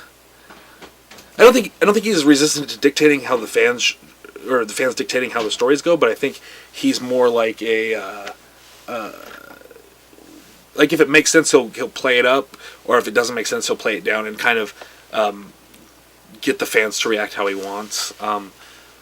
But yeah, I think that just felt natural. It just felt like the time was right for it. Well, the babyface turn, the crowd getting behind you, led to another really successful year for you, 2010. You won the Battle of Los Angeles in 2010. You defeated Chuck Taylor, Austin Aries, Claudio, and Chris Hero to win the tournament. By that point, I think Battle of Los Angeles was pretty unanimously known as kind of the premier singles tournament on the indies. You had previously won the PWG World Title, but BOLA might even be on the same level. Was it on the same level to you, at least? Yeah, it was. In the tournament, it was cool. I know it's your own company, but right. No, to appreciate it, or no, I appreciate it. I mean, obviously, it was kind of done. Again, it was kind of done out of necessity because a lot of guys I think were leaving at the time, and Super Dragon knew I was going to be around. So the thing we didn't factor in was how over Claudio would get because he was returning. I don't think he'd been with the company for a while. So, like, although I was a babyface at the time, when I beat Claudio, because Claudio, his first two matches were so good, and then, like, people wanted to see him beat me, and then so I think when I beat him, like, the crowd kind of flipped on me a little bit, kind of turned me back heel, which is fine, like, I love running with that, my character's so ambiguous to heel and face that I can switch back and forth pretty easily. So but yeah, we didn't factor in Claudio being so over. So I think when I pinned him, the crowd kind of turned on. I affectionately refer to that Battle of Los Angeles. I always say like, hey, Super Dragon, you remember when Joey Ryan won Battle of Los Angeles? It's kind of like when King Mabel won King of the Ring, huh? So it's just like jokingly, because I think at that point people would have really liked to see Hero and Claudio in the finals, and Sure. But again, I think a lot of people were leaving at the time or signing with different places, and like there's a question about who would be around. So out of necessity, Super Dragon asked if I would wrestle the 4 matches and win the tournament, and it's cool. It's like I know that I'm reliable enough, and I'm seen as that, and like I can get over with the crowd, and so it's more at that point. It's more like where I talked about earlier, where you get like the recognition of like, oh, someone finally sees that in me, where like they can put me in situations like that, or they can put me in bigger matches or whatever. Now it's getting to the point where it's like, well, now like they, now they know my match quality is good enough to be put in the situation where it's like, it's not necessarily like a big deal to like to a feeling of accomplishment. It's more of a big deal to know of like, yeah, I a job well done, like where I'm established enough and I'm over enough to do this and win this thing that, is obviously a big part of PWG, and, people are going to respond to the winner, negatively or positively. But I liked it because it catapulted me, because I'm way more comfortable being a heel, so I liked that it catapulted me to being able to be more of a heel again. 2010, another big moment for PWG. Kurt WrestleMania, big event. You guys held it in conjunction with the Wrestler Reunion event, which was going on. You guys had a lot of like superstars on the show. Rob Van Dam, Great Muta, who you wrestled in a tag match with. Jushin Liger, Super Crazy, reunited Paul London and Brian Kendrick as a tag team. This was probably like the first time where you guys had like some really serious like former TV stars in the locker room as part of the show. What do you remember about like getting that show being put together?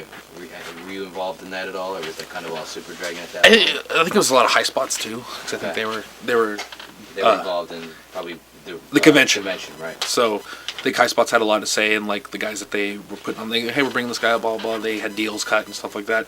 And then obviously they work with Super Dragon to make it work within PWG, which I think creatively they made it work. It was really cool. Obviously getting to wrestle Great Muta, who is not somebody that you get to wrestle every day. Right. So I mean it's I know that was. I mean, Scott still talks about that as one of the best moments of his career is getting to wrestle him. Like I said, anytime you can wrestle like a legend, it's always super cool. Somebody that you watched wrestling before you became a wrestler. It's always there's always gonna be part of you that are like, wow, this is where my life turned out. This is what I'm doing today. It's very cool. And I thought the whole event it was cool because it was so. It was so not PWG, but it was still PWG. Still had the PWG feel, which I think is really cool, and I think the audience really liked it too. 2010 July, your longtime partner Scott lost. He wrestles his finals match in PWG at the time, announced he's retiring from wrestling. How emotional was that night? Emotional for you guys at all, or? I actually wasn't at that show. One of the very, very few PWG shows I missed. There's probably I don't know if there's. No, I had what was I doing that night? I might have been in Florida doing a WWE tryout at that time. I've done a couple in Florida. That was at the FCW one, and then so I think I was there. So I missed Scott's last match. But I think it's more emotional for maybe fans because like that's how they know Scott. That's how they know us wrestlers is what they see on TV. Like, I could call Scott right now and talk to him for an hour on the phone. So Scott didn't disappear from my life. Right. I just don't see him at shows. Okay. As to where maybe fans, it's more like when you watch a TV show, like when Friends had its final episode, or I don't know why I'm picking a show that ended 10 years ago. But it's because I'm old. But like when TV shows have their final show, and now you don't get to see that character ever again. That guy that you knew for 10 years or whatever it was that you knew every week and this and that, you could fall like now all of a sudden they're gone out of your life. So I think a lot of times it's a little bit more emotional for the fans when a wrestler retires because they don't get to see that. They don't get that person is now not in their life. So even though you weren't there, Scott Lost still retired from the ring. What happened? He's one of the founders of PWG. So what does that mean? it doesn't really mean anything because we don't like. I think at that time, Top Gun Tower had already stopped wrestling, and Disco Machine, I'm pretty sure, either around that time or before then, had stopped wrestling. Right.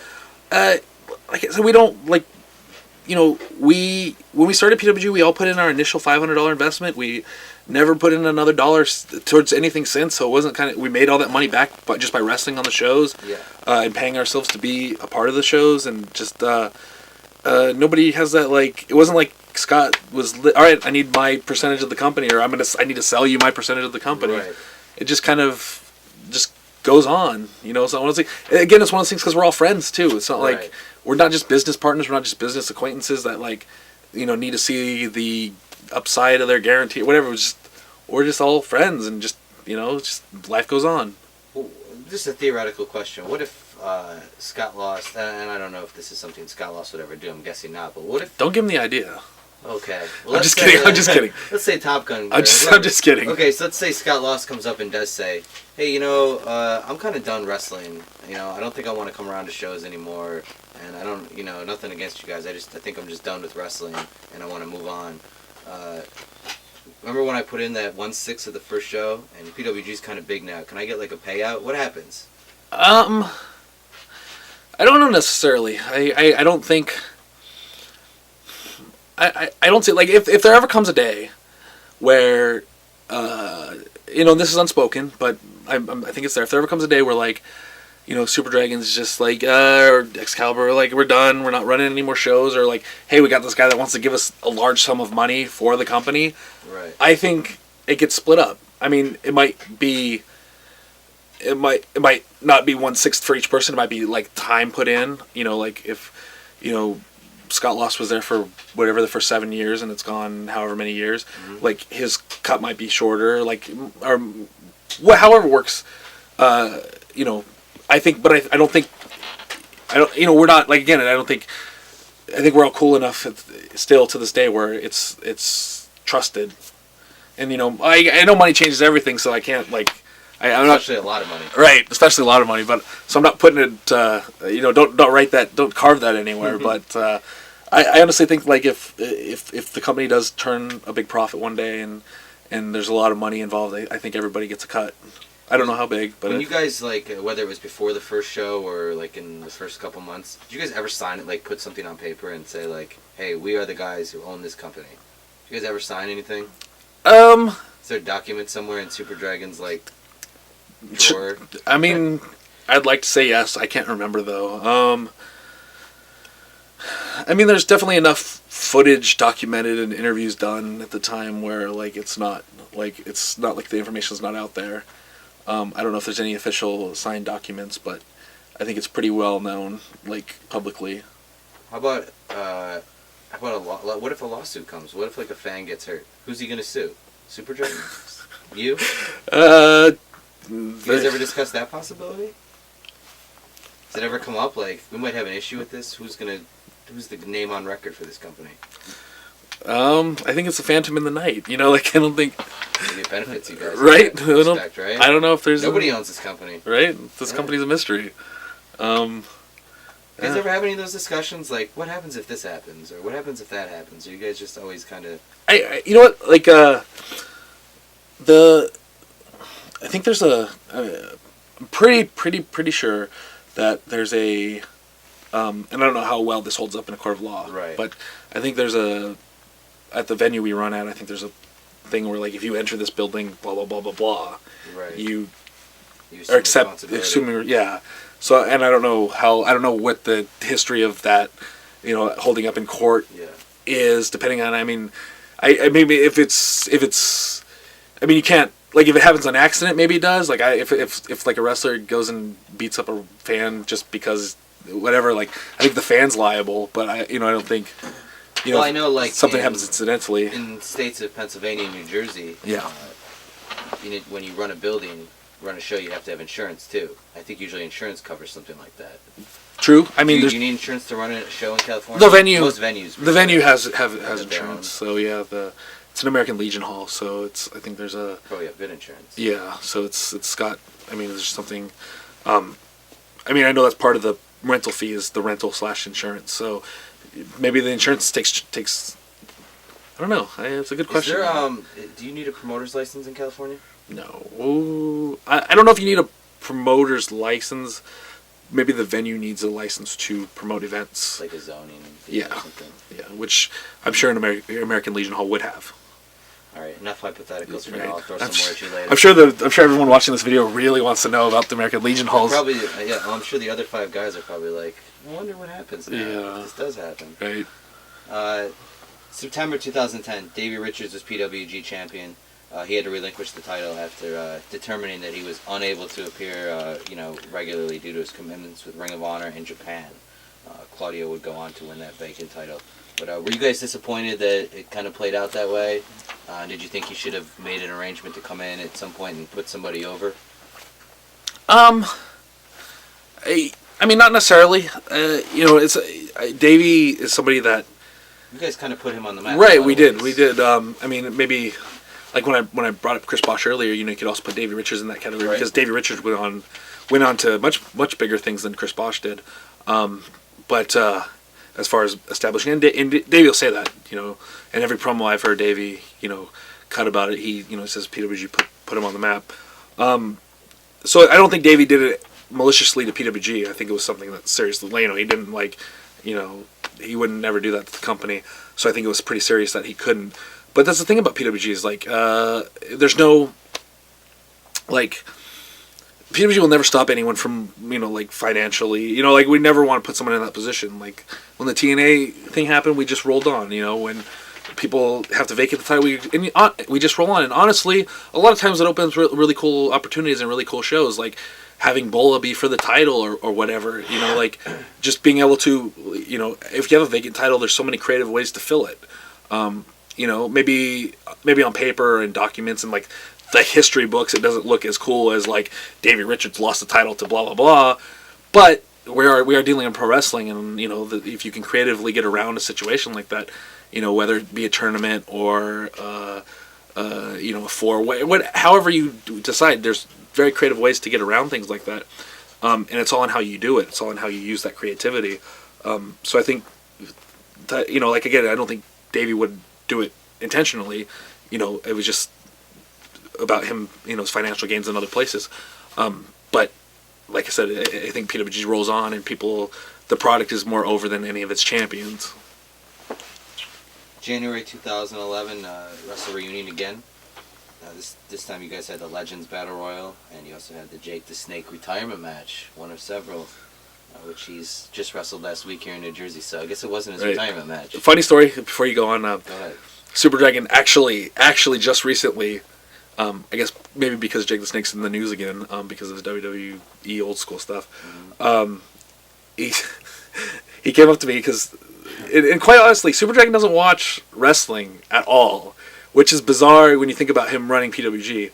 He doesn't watch any WWE, doesn't watch any TNA, he doesn't watch any independents. He relies a lot on word of mouth. He asks Kevin Steen's opinion a lot. He asks the Young Bucks' opinions a lot. Guys who work everywhere in the world, who's good, who he should use, if there's a vacancy to fill. That's a side note. Recently, he came up to me, it might have been at the last PWG show, and he said, "Hey, remember when Jake the Snake had his last match at PWG? That was kind of weird." And I was like, I don't think that was his last match. But he was clueless to it. He really thought that was the last time Jake the Snake wrestled. So, yeah, so you spoiled it for him. I did. I should have just kept it going. But yeah, he was pretty oblivious to, the dealings of Jake the Snake. How was Jake? Do you remember how he was to deal with it all? Was he tough or? He was cool. He Sin with him. He wrestled. Yeah, he wrestled Sin, who's friends with, and it was at his request. And something High Spot set up. Obviously, right. I don't think Super Dragon's on the phone much with Jake the Snake. Probably not. But that would be an awesome conversation. But yeah, no, it was pretty standard. Like a lot of those older guys, they kind of stick to themselves and get the business done.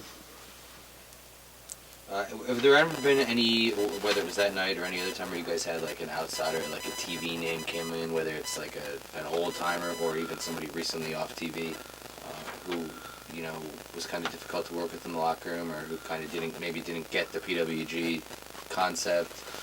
Maybe they went out there and just kind of made it, mailed it in, and it reflected poorly. Was there ever any incidents like that? I don't think intentionally. I mean, like a guy like, I don't know, Amazing Red, who's awesome. PWG used him fresh off TV, and admittingly to him, he even said it on the microphone after the match, is that he hadn't wrestled a PWG style match in such a long time that it kind of, not that he forgot how, but he was just so out of practice doing it that rusty or something. Right, that maybe it affected his match quality. But obviously he's been on the indies for a while, and I'm sure he could walk into PWG tomorrow and have an awesome match. But because he was so fresh off TV, that maybe was a little bit of a letdown because he's used to 7. Like same thing for me when I came back from TNA. Like, my first match back or whatever. Like I was so used to like teaming with Matt Morgan for 5 minutes at a time. Like that it's difficult to go from being conditioned like that to being conditioned to have a PWG style match. So it's not anything intentionally or reflective on the wrestlers themselves. It just sometimes when they come off TV, they're a little not used to that style. 2011, you teamed with Scorpio Sky again several times. Guy you had gone all the way back with several years. Yeah, Dynasty. Yep. And even before that, I think. I remember when I was reading through your matches. Maybe I'm wrong. But I've wrestled with him. I think Dynasty was the first time we were teaming, right? Right, but he goes back even before. He's Rev Pro. He's a Rev Pro guy, right. Way back before PWG. Working with him again years later, and how about just your memories of your matches with him over the years through your entire career? I think Sky is a little. I think he can be underrated at times, but I think he's. I think he's really good, and I really enjoyed our matches together. I know I say that a lot, with a lot of guys I work with. But I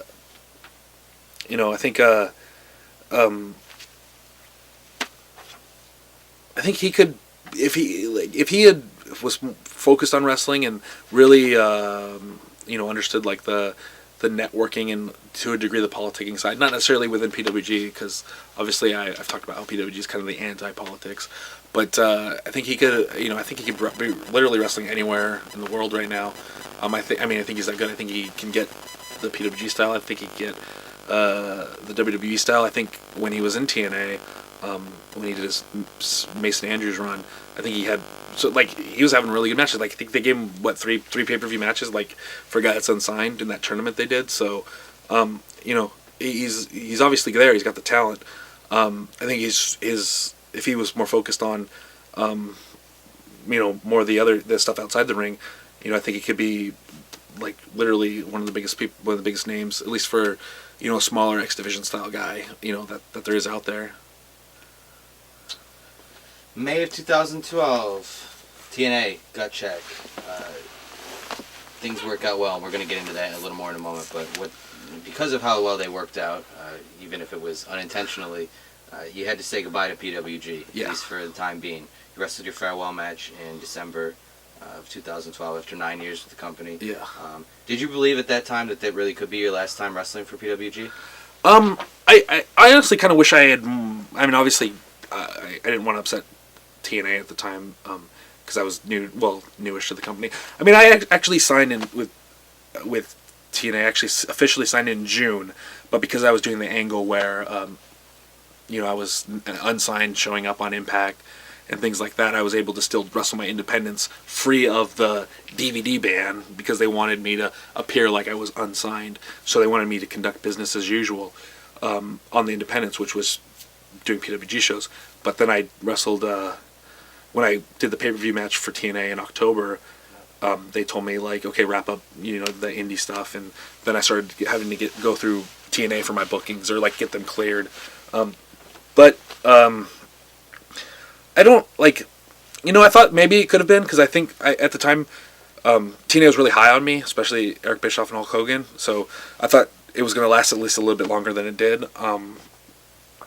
But to be quite honest, I don't know that I ever really had to stop working anywhere, because I don't know if TNA is really on top of following. Theoretically looking back. Yeah, I didn't know at the time. I didn't want to upset them, but I don't think if I just kept wrestling, I mean, maybe for PWG's sake, it was best that I stopped, just in case they went back and like they realized, hey, you just kept doing all these shows that you weren't supposed to. I don't know if that could put PWG in a legal bind or just me, but I don't know that they would ever notice that I just kept doing. I don't know if they ever paid that close attention to any of those. I mean, I know guys, and I won't call them out by name because they might still be doing it to this day. But I know the guys on the TNA roster that still work any and every independent that they can, whether it's even local TV or DVDs or whatever, just because there's not really, I mean, in theory there is a guy in TNA that checks all that stuff, but I don't know that TNA is ever, and I don't know if it's possible to follow every single one of their talents to like find like every independent. It's kind of and I think it's weird for them because like it's not like WWE where you can't do any show that's not WWE. So if you get caught doing independent, then you're obviously in trouble. But where TNA, where some are okay and some aren't, that they have to find the show you do, then they have to check whether you were filmed or not, or being so it's hard because like sometimes you do a show and like the show doesn't get released for months and things like that. So I don't know that I ever really had to stop doing any independents while I was under contract, and that might be just a side note to what you asked. But at the time, all things even, if I can't do PWG because of TNA, I thought it would definitely be for a long time because TNA was so high on me at the time. Was it emotional for anybody else? Maybe the other 5 guys or whoever was there? I know some of the guys had retired and moved on by then, but was there any of the guys who kind of maybe pulled you aside or said anything to you where maybe it hit them a little harder than it hit you? It was probably most emotional for Drake Younger, surprisingly. I don't know why. He just came up to me, gave me a big hug, and was just, oh man, I'm going to miss you, just because Drake's awesome. But, like PWG's had such a turnaround in the locker room that, I mean, outside of maybe Super Dragon himself or Excalibur, maybe like Roderick Strong, I can't really think of anybody else who's been in PWG consistently for years and years and years that it wasn't like I had been wrestling with that PWG locker room for 10 years or whatever it was, or 9 years. It wasn't the same locker room throughout. So there'd been so much change that a lot of the guys in PWG now had only been there a year, maybe 2 years. So it wouldn't be as an emotional goodbye as it was like an original PWG locker room. Like I said, other than like Super Dragon Excalibur, or maybe Roderick Strong, who had been there for years and years and years. So yeah, I mean, like even the fans, like PWG has, there's obviously diehard PWG fans who have been there for years, but PWG gets such turnaround on its fans too. New people coming in all the time and old fans leaving. That like it felt like it didn't really have like the emotional goodbye. I mean, I gave a little speech and I tried to say what PWG meant to me, but I don't know if it was even necessary because, like I said, there's such a big turnaround for PWG locker room and fans. So, May 2012, first Gut Check appearance. Talk about how you got hooked up with that. Was it through the Ring Ka King thing you did in India, Jarrett? How did it get hooked up? Yeah, well, it was... First appearance, okay. Well, I had worked with David Lagana in Ring of Honor and in Championship Wrestling from Hollywood. And he liked my stuff and pitched me to Jeff Jarrett for Ring Ka King, and Jeff Jarrett liked me too and used me, and so I teamed with Nunzio there, or Guido there, and and it was we were a good team, and we worked hard, and they liked our work, and at least David Lagana did, who went on to get hired from Ring Ka King to TNA, and then they were looking for indie guys for Gut Check, and he pitched me the idea of me, and I think, because I had done the Ring Ka King stuff, even though TNA never really existed, never acknowledged Ring Ka King's existence, really, I think they had the footage of me from Ring Ka King, at least somewhere in their library, and Al Snow looked at that and thought it was good and wanted to use me for it. So Al Snow called me and just asked me if I would be available to do it, and literally, like, I think it was like a Sunday or something, and he was like, hey, are you available this Thursday to like come and do this thing? I was like, yeah, I'll come be, like, so I don't know if it was a last minute thing or if it was a thing specifically that they didn't want, a whole lot of time to get out or information or whatnot, but actually it might have been, I'm thinking about it now, my match might have been on a Tuesday, because it might have been taped, because because I think it was right before they started doing the live shows every week. So it might have even been like a Sunday too, like, hey, are you available on Tuesday or something like that. But whatever it was really quick, and of course I mean, yeah, I'll be there. So they just sent me the flight, and I just showed up. You get there, and you're told you're gonna wrestle Austin Aries as part of your Gut Check challenge match. How much of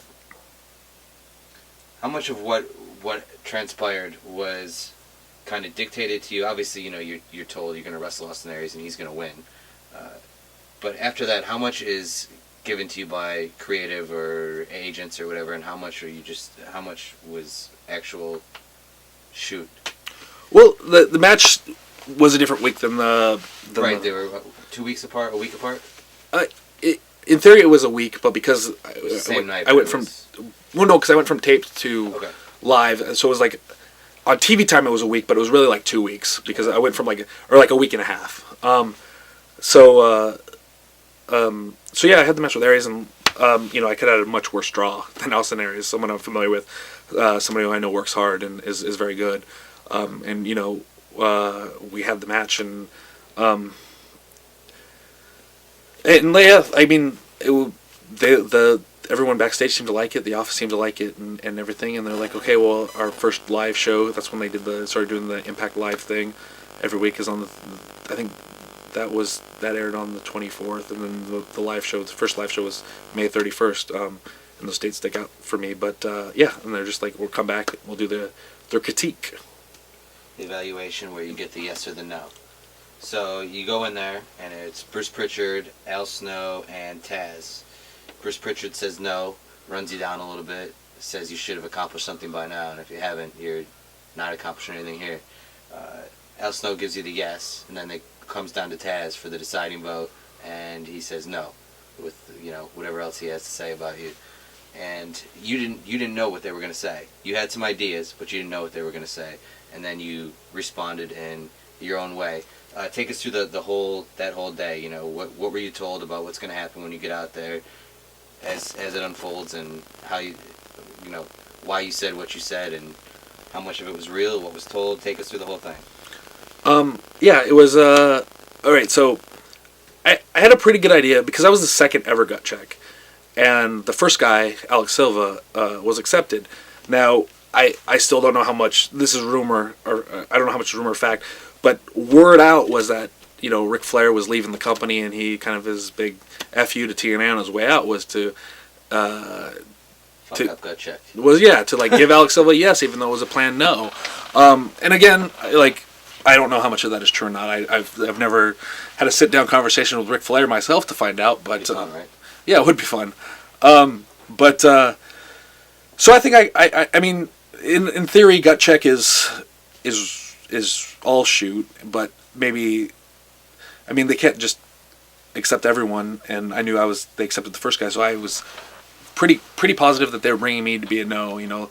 Wrestling is subjective. You can critique anything. You can say somebody walks weird and you're not, whatever, get out of here, which is the way the business is. It's the way it's run. So they can find any reason to not hire somebody, but I think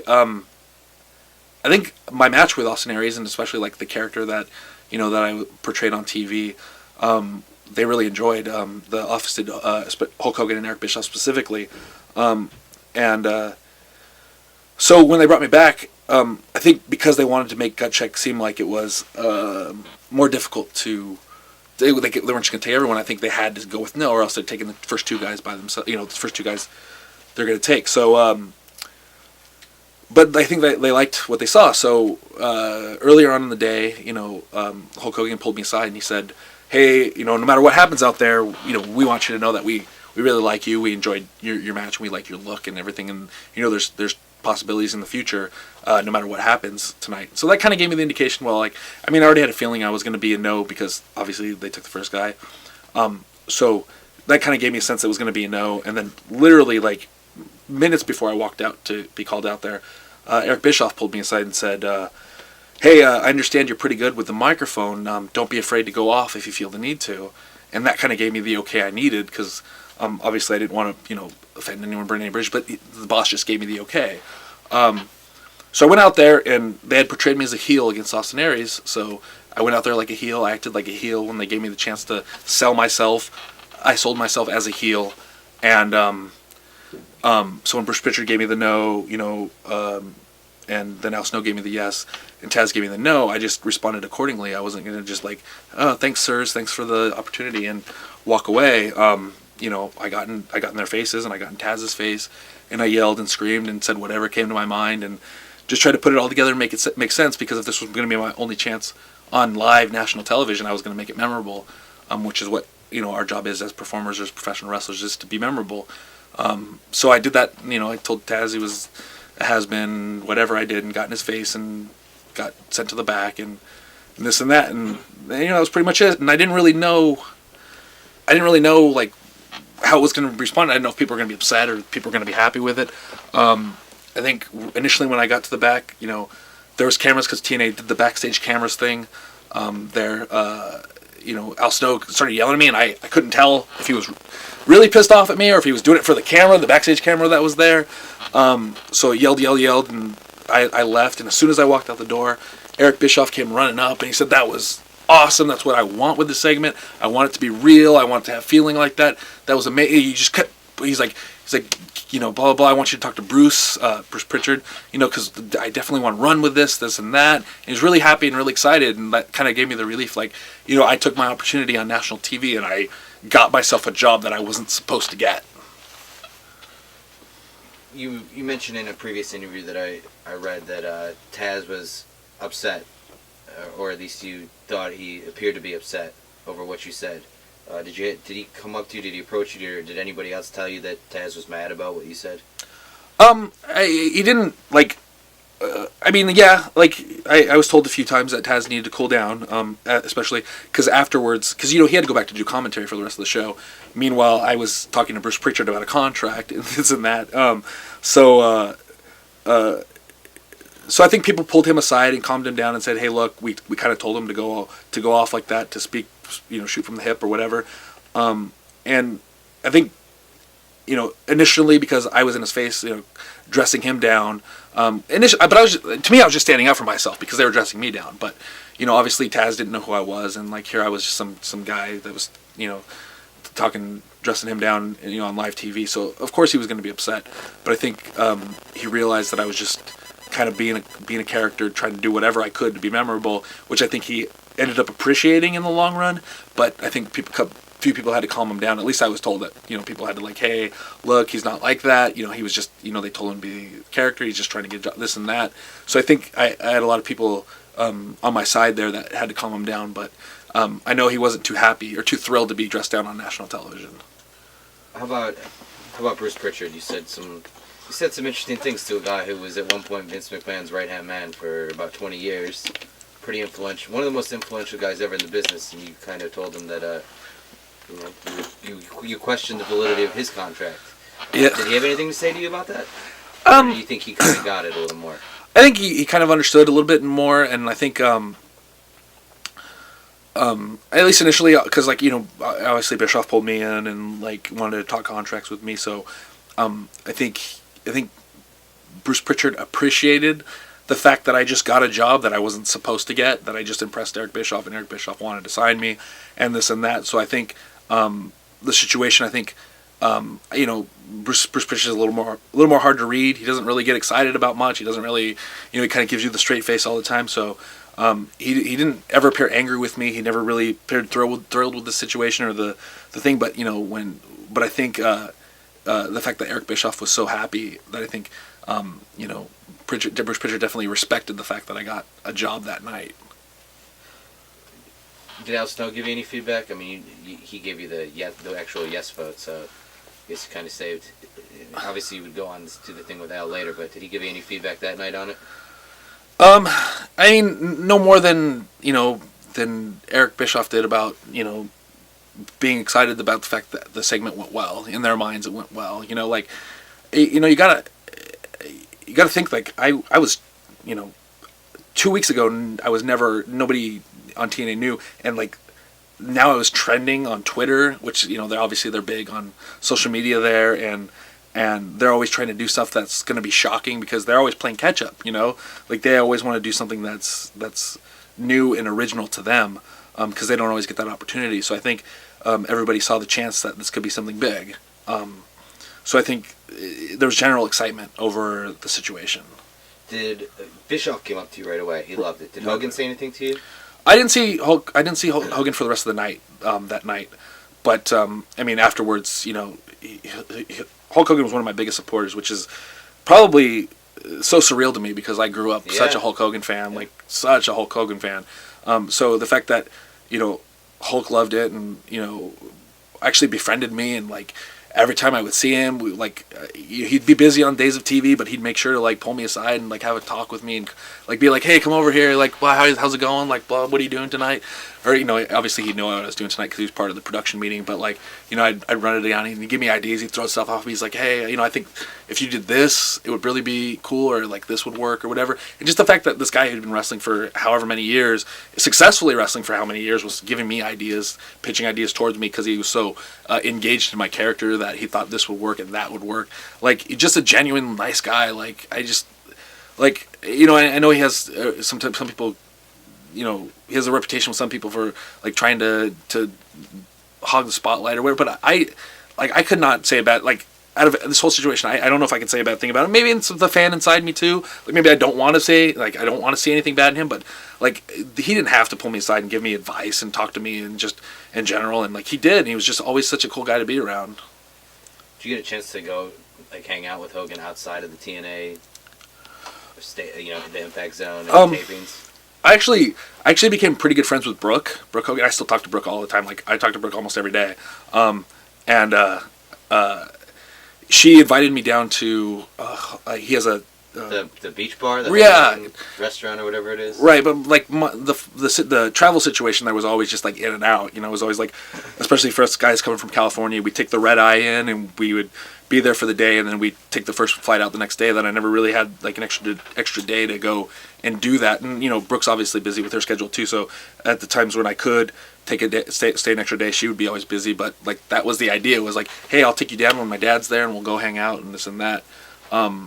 And yeah, but it never happened. But you know, like, I still like, I'll talk to Brooke and I'll be like, you know, tell your dad I said hi, and like, she'll be like, oh, you know, he asks how you're doing and this and that. And so like, it's just really cool that like I have this, like, I don't actually talk to Hulk directly, but I can talk to him through Brooke, which is just as cool for me. And I'm like sitting here in this chair, like probably the most excited about wrestling that I've ever been, just talking about Hulk Hogan. Was Brooke engaged at the time? Did she have the football player boyfriend? I don't think she was engaged, but I think that she was seeing him. Okay. I mean, did you feel like maybe she was maybe wanted to hang out with you? Nothing like that. Because like there would be opportunities if there was. Like we would have a drink together or whatever. Okay. There was never that line being crossed ever. All right. So you got the feedback from Bischoff. He loved it. Hogan passes word he likes it. Al Snow's happy with the way it turns out. Anything from Dixie Carter? I think she was. I mean, nothing specific. Like, she seemed happy with it. You know, like she, at least at the time, like, she didn't really. Like, I didn't really build up any kind of rapport with her, so she kind of just didn't, like, you know, she was pleasant and nice to me, but I don't think, you know, like, I didn't have a relationship with her yet where she was gonna, you know, stop and talk. What day did you actually sign a contract with TNA? Was it that night when Eric told you to go see Bruce, or? I think it was the next day. So I think it was, it was the next week. It was because that happened the 31st, and you know they were talking the 31st of May that happened, and then I think I ended up officially signing on June 11th. So it was like a week and a half. Was it done in person? No, it was through fax. Did you consider at any point after the way Bischoff had talked to you and kind of with, you know, you were trending on Twitter and a lot of the feedback, you know, at least the internet wrestling community was responding pretty favorably to it. Did you consider at any point that you might actually have a little leverage to maybe even negotiate, like, money-wise, or were you just happy to get any offer contract? I actually thought the offer was going to be less than it was, and They offered me a pretty good deal. Like, because you'd heard the stuff about them offering like only pay for when you do matches, and like not even very good pay, like kind of indie level pay, and like there's all those rumors about. I think that's when like maybe Terry Taylor was there, But I guess Bruce Pritchard had reworked the deals when he came on board, and I was getting a good monthly guarantee plus bonuses every time I did an appearance. So it was actually, the deal was a lot better than I thought it was going to be. Without going into actual numbers, unless you actually want to, what does an actual TNA contract look like? Like, what were you obligated to do? Were you required to show up at every TV taping? What's a TNA contract look like? Like I said, I got a monthly guarantee, and I got bonuses for every appearance I made, and I was only, like, when they wanted, I was obligated to do the dates they wanted, whether they be TV or house shows or whatever. Like, they had to come they had right of first booking. So although I was still allowed to take independent stuff, that at least wasn't for DVDs or whatever, or other TVs or other iPay-per-views. I had to give them my first availability. So that was pretty much it. Like, they were going to send me that monthly. They were going to do bonuses per appearance. And, I even got they even let me, obviously, Joey Ryan is my real name, or at least my real first and middle name. Right. So I was going to have the rights to that. And, I basically, like, I wrote it, because they give you a section to write intellectual property or whatever, and I wrote the character stuff in there, and, the catchphrases or whatever, and they signed that all off, because those are all my ideas and all stuff I came up with. So they let me keep all that stuff. And yeah, so I basically just had to give them rights to the bookings. I couldn't take other bookings ahead of theirs.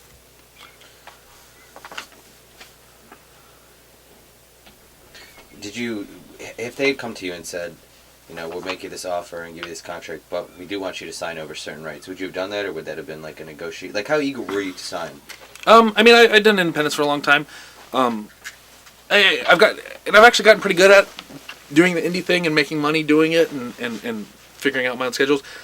So it wasn't like, so I don't like hate being on the indies, but at the same time, this was my first shot at like real national exposure. I'd done the WSX for MTV, and like I'd been on Ring of King in India or whatever. Ring of Honor is on TV in certain markets, and Championship Wrestling from Hollywood's in my local market. But this is like the first time that I had a chance to be on like mainstream TV, so wrestling TV. So I wanted to do it just to see where it would go, or where it would lead me, just what I could do with the opportunity. So depending on, like, they obviously brought me on as my independent, because they use that as part of my backstories, that I've been wrestling in the indies for so long. So they had me use the name Joey Ryan, which I couldn't sign away because it's my real name. And since they used me at that, I don't think they were going to change my name either. But depending on what they wanted, there's only so much to my character that they can't copyright facial hair or chest hair or whatever it is that I bring with the character. So maybe they could catchphrase some of the sleazy stuff I say or whatever, but like I didn't really know, and I think they kind of factored that in too. They're like, well, like, we could ask for these rights, but like, what are we exactly getting? So I don't really think like that was much leverage either way, because they had already brought me in as the person I am. All right. So even though you had really signed your contract, shortly after, long before you wrestled Al Snow on the pay-per-view, was there, what do you remember about like the idea to turn it into like an actual angle with Al Snow? Like, who actually approached you with all that, and did you have any input in that at all, or? I didn't really, like, they were going to they presented the ideas. I think it was Bruce Pritchard that actually told me the original idea. But I'm sure it came from like the writing team of Lagana and him and whoever else was on the team, about me crashing the other Gut Check segments, protesting and things like that. And they kind of just let me. They gave me general ideas. Hey, we want you to come in and interrupt the Taylor Hendricks one, which was the one right after me. And so like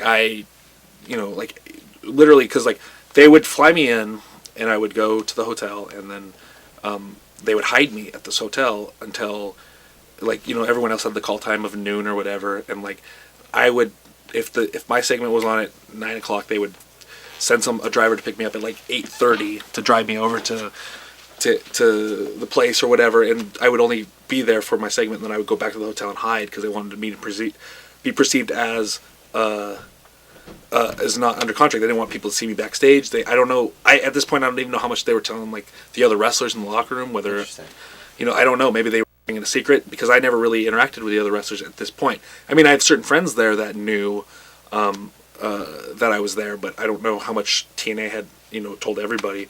And again, at this point, I just wanted to like kind of make them happy because I was new there, so I wasn't going to go saying anything or spreading any news. So when they told me they wanted me to like interrupt the Taylor Hendricks one, like I was literally at this hotel all day, and so I walked over to the store next door and I bought the poster material and I just made that sign that literally that came to me like maybe a couple hours before I went there. I'm gonna make a sign and hold up a sign, So like and like the bullhorn thing when I came in with that, just the different ideas I had to like draw attention to myself. They kind of left that open to me, but they presented the idea of like, hey, we're gonna have you come in and do this. Taking it back a step. I asked you about feedback from, Bischoff, Snow, the other guys. Did anyone from the locker room that maybe watched your gut check on the monitor and saw you kind of throw it back at Pritchard and Taz? Did any like the regular roster members come up to you and say anything about it? Not really. I mean, I have a good, like at this point, like I have a good relationship with Samoa Joe, right. Frankie Kazarian, Christopher Daniels, Austin Aries from the Indies. And like, I think if there was any, because people knew I was friends with them, I think if anyone had any questions about my character, whether like, or like not character as an on-screen character, but character right. as in my personality, that they would go to them first and be like, hey, is this guy really like this? And like, or is this guy really shooting on our Taz or whatever? And like, they would clear it up. So I think like, because of my relationships with that locker room already, like even the guys like, Chris Sabin, who I had known from PWG and stuff, I think there was enough people there that would vouch for me. Right. So once you do the match with Al Snow, you win the contract, and then, you're basically a full-time member of the roster, as close to it as there is at that point. Once you're publicly a member and you have a contract and the whole angle with the gut check's over, and you're a member of the roster, who's communicating with you on a day-to-day basis? Who's your go-between between you and TNA and what you need to do? It's usually the agents, like Al Snow, or Bruce Pritchard, who was the head of talent relations. I believe that was his title. It's really, I mean, I don't really want to use the word chaotic, but they have a lot of things going on, and like, I don't really like. I mean, sometimes Bischoff would tell me things, and sometimes Pritchard would tell me things. Sometimes even Dixie would tell me things, and it's like it was really hard to get a grasp of who was really like in charge of everything, or who I should answer to. So I just try to do my best to make everybody happy. A lot of people that, like I said before, my character was so different or something that everyone had a different idea for, or the way that I was being presented, that it was a lot of different ideas being shot at me, and I really didn't know who at the end of the day I had to make happy. So I just tried to make everybody as happy as possible. You mentioned that you were friends with a lot of the guys on the roster, Samoa Joe's, Christopher Daniels, Kazarian, Sabin, etc., etc. But there, of course, TNA also had some of the big names, like the Kurt Angles, Sting, Jeff Hardy. I don't know if Matt was there when you were there, but there was the guys that came from WWE and might not have known you. What were your first impressions of those guys? Were they like welcoming to the new guys like you in the locker room, or was it tough to kind of get accepted by them? No, I think it was. I mean, like just off the top of my head, like Kurt Angle was really excited because he thought my character was really unique and different, and he was very vocal about how they should use me and maybe how he felt they were using me incorrectly. Sting was like kind of like Hogan to me, but like to a lesser degree. Like Sting would pull me aside when he'd see something rather than give me suggestions, he would pull me aside when he'd see me do something, say like, "Hey, I think that worked really well," or "Hey, like you should drop that because I don't think that came across how you thought it would come across." So lending me advice, even though he didn't need to, which was really cool too. And Jeff Hardy's he's kind of a mellow guy. We'd have conversations about life, but not really about wrestling. So, you ask him, ask him about his daughter, and he'll talk to you for an hour about her. Which is really cool, and I really respect that. So yeah, I mean, I don't think I had many problems because I think, I don't think any of those more established guys thought I was jeopardizing their spot. Maybe I don't know. but maybe they're just genuinely not politicians and didn't, just wanted to lend me in their spot. Probably, those guys. Yeah. They put you with Matt Morgan almost right off the bat after the Al Snow deal. You came out with him. You guys did the deal with RVD, kind of established you guys. What did you think about being paired with Matt Morgan? Were you happy to be with him? Were you kind of surprised, confused? I mean, I was always up for whatever they wanted me to do.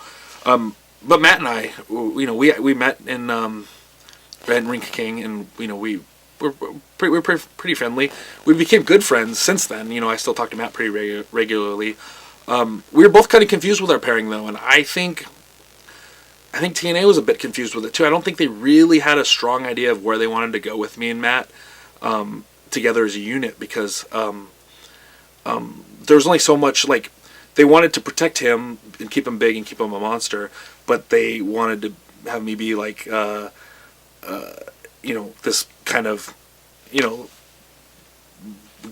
don't even know how to call it, but like, they wanted me to be kind of this little guy that just, they wanted to be like Spike and like the little dog, but like that only works for so long if you're not successful, because I think the idea was that we would, I would be using Matt to get wins, and Matt would be using me to get to annoy people or get in people's faces and stuff like that. But like when I lose the X Division title match to RVD, then we lose repeated tag team title shots to Hernandez and Chavo. Yeah. Like I think like at some point Matt, like and it's the first and foremost, the business of every match is to protect Matt, because they don't want Matt to be on the cell. They don't want him to look weak. So it's just me getting beat up pretty much 75% of the time, 80% of the time of the match. And so like at some point it just starts to make Matt look stupid, though. Like, why does Matt continually team with me? I don't help him win. I don't help him gain any advantage anywhere. So instead of protecting Matt physically, like, they start making him look like I think it made him look stupid. And so like, and maybe they painted themselves in a corner. Maybe they had a grand idea for me and Matt that didn't really work out and how they envisioned it. But me and Matt were a little confused by our pairing too. Like, I thought we had good chemistry as a team, but I think we had to have a little bit more success for it to work. We're going to come back to Matt in a second. Okay. But you did get to have a couple of matches with Rob Van Dam. Pretty big star. Yeah. Yeah. What was that? It was right off the bat almost for you. So, it probably felt like, you're being thrown right into the fire in a good way. Were you excited to be working with Rob? Yeah, definitely, because Rob is like I said, when my most influential years of wrestling was when and what actually brought me back to wrestling after I stopped watching it was ECW. As a teenager, and obviously Rob was big there. So getting to wrestle him and work with him was really cool, and really like. He's really down to earth guy, and I know that you probably tell that just by watching him on TV. But he's just always just willing to just be like I never got like I've dealt with people with bigger egos on the indies than I have with RVD. He was just whatever, always willing to listen to my ideas and want to come up with whatever was best for the situation, and not afraid to sell for me or put me over in any way he could, other than them wanting him to win the matches. But yeah, he was just really cool to work with and really, really easy. Like, surprisingly and shockingly, especially because how intricate his moveset is, he's really easy to work with. And like, probably some of my favorite matches in TNA were maybe my most favorite matches were against RVD. You mentioned the matches you had with Chavo and Hernandez. Obviously, tag matches with Matt. Any memories of those matches, good or bad, or just whatever? I thought me and Matt had pretty good chemistry as a team for being so different. I think at some points we start. You can tell we're just like it picks it up. If you listen for it, you can pick it up on the TV. But you hear us talking to each other during matches and just saying some pretty ridiculous things, and just because we're having fun and like. In the whole, like, we're just playing with the situation of what our team is in theory, but Matt's unique because like Matt is, he's a guy who wants to wrestle more than he's allowed to. Right. They're so. I actually feel bad for Matt a lot of times when he would wrestle because. He'd be nitpicked so much. Like they'd be like, "Oh, you don't want to walk like this. You want to walk like that. You don't want to run the ropes like this. You want to run like. You don't want to hold somebody like this. You want to." So like. I can't imagine having to wrestle with all that going on in my head, like just so walking on eggshells while you're trying to wrestle a match. Like me, free and easy, they let me go wrestle however I want to wrestle. Matt, they're like, oh, if you do this, you're not going to look like this. If you do that, and they're just so worried about how he looks and while he's wrestling and perceiving him as a giant that like it really limited what he do. And Matt's a talented guy for being his size. He's really athletic, and I really felt like he wanted to bring more out than he was allowed to. We just recently did a shoot with Matt Morgan where he talked about that and his last run and how frustrated he got. Did he ever express his frustrations to you, like maybe talking about the tag matches that you guys kept losing? And did he seem to be frustrated with the way it was going, or? I don't know if he. I don't know if frustrated a good word. Maybe just not surprised. Almost like he was used to it at that point? Right, like he's like, well, like this is what happens. This happens all the time. He goes away for a while, they bring him back, they start him off hot, and then they just cool him off, and like, it's just not surprised. Like he feels like there's, and he didn't feel just not just about us or him, like with the company in general, that there was no long-term structure for anybody, which made it really difficult for like anybody really to get over. Not too long after you and Matt Morgan started, Matt Morgan left, disappeared, got mad, took his ball and went home, whatever you want to call it. And it kind of left you with nothing. You were back on your own, but no storyline really to fall back on. And you just kind of started popping up in random singles matches and whatnot. Were you given any kind of direction when Matt left? Did they tell you, well, this is what we're going to do with you now? Or is there any kind of direction in that regard? Not really. Not at all, actually. I think they were kind of... I don't know. I feel like I mean they had me do the knockouts referee thing, which was cool, and it got over. And like again, like I was trending on Twitter, and I thought as long as like Hogan liked me, Bischoff liked me, and I got all these positive feedback, like these positive results from when I was making these appearances and stuff, that they'd eventually come around to finding me something. But I think, when they cut me, they officially told me that it was like due to budget cuts, but like I just feel like they had so much going on in such little time to do it. Like they have this 2-hour show a week show, and they wanted to do all these ideas, and they just never really had the time to do half of what they wanted to do. So it made guys expendable, and like obviously the guys that have been there longer aren't going to be the expendable ones. But yeah, I mean it was definitely like Hogan and Brooke Hogan and Hulk Hogan and Bischoff and stuff, and Jason Hervey even, that were like finding ways to write me in, like reffing a knockouts match. And I had my supporters there, like David Lagana, who got me the job there. He would always look out for me and write me in backstage segments and produce them and things like that. But I think initially it just came down to like a time restraint thing. You had the random pay-per-view match, Joseph Park, in March of 2013. What was the story behind that? Did you just show up and then they saw you and said, we need somebody to face No. Joseph Park? Was there supposed to be somewhere that was going? No, there really was nothing with that. There was just a week before, they're like, hey, we're going to fly you down to San Antonio to wrestle Joseph Park, and it was as simple as that. And it was another thing where I thought, I had gotten a little bit of job security there because it was a cold match. We had no storyline going. And of course, when I came out and I did like the whole like I hate this town promo, so of course I got heat. We were like the second or third match on the show, but we got a match that, and he's awesome to wrestle, Joseph Park. He's awesome. He's so good. But we got a match with nothing over with this audience, and when we went to the back, like everybody in the office was like, "Wow, like we can't believe that you took nothing and you got to and I was like, okay, cool. And now they appreciate my work, and they don't just appreciate my character, but they appreciate my work too. And so I thought like, okay, well, I bought myself a little bit more time at least. Well, at least in theory I did. But when they were never not happy with my work, and they were never not happy with my character. So I'm still not exactly sure what happened, with the company, other than the budget cuts that they gave me, the release, what they told me. Did you feel like they were being genuine with you, or do you think maybe they just were telling you, I don't know, what they thought you wanted to hear, so they wouldn't have to, I don't know, deal with you or anything? I mean, did you feel like they were all being genuine with you, whether it was Lagana or the agents, Al Snow, Pritchard, whoever it is?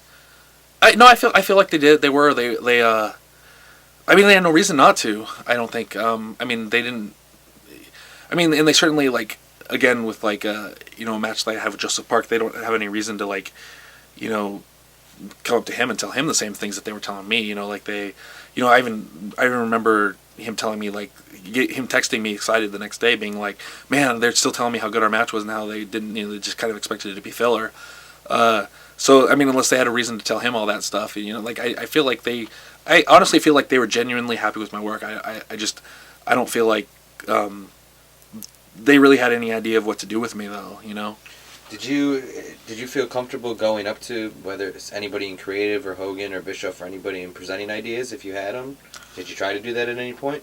Yeah. At some point, they wanted to bring my they wanted to actually bring my real life girlfriend on to on camera with me, and so they were floating that idea for a little while, but then it got held up because they had to get an okay from Spike TV, and Why? well, because she's a porn star. So when they found that How out, did you know that? What? Did you have to tell them that? Well, like I'm friends with Lagana, like, on Facebook and stuff. Okay. And so he thought it might have because he knew what she did, and because of my character, they wanted to they thought it would be great because, like, perfect, right? Because of the characters, they thought it would be perfect. Plus, plus I was doing the size matters catchphrase, and she's 6 feet tall, which is taller than me. So they liked the image of her being taller than me. So Bischoff came up with this whole idea where, like, they were going to bring her in and this and that and put her, whatever, and pitch this whole idea, and even had me talk to her about if she would be okay with it and if she would want to do it. And when everything was a go, like, they Bischoff told me, well, like, now Spike TV has, like, a red flag with it because they don't know, because they didn't want to bring her in and not advertise her as what she did. So they're like, so Spike TV might have an issue with bringing, it's like a all or nothing type deal, right? So that was a holdup there. Huh. Interesting. Which I guess goes back to the question you asked me if they ever pitched any ideas.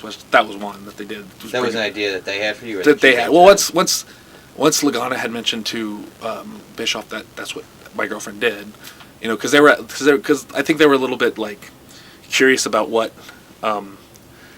like, about finding out my personal stuff, because, like, obviously I played a character, and, like, the character I play is so different than who I really am, and so, like, in questioning, like, they're like, well, he dates a porn star, that's his girlfriend in real life, and they're like, well, we need to implement that on camera, and so I mean, it was all go as far as I knew, and then I think Spike TV threw up the red flag. Oh, that sucks. Damn. Although I can't say that I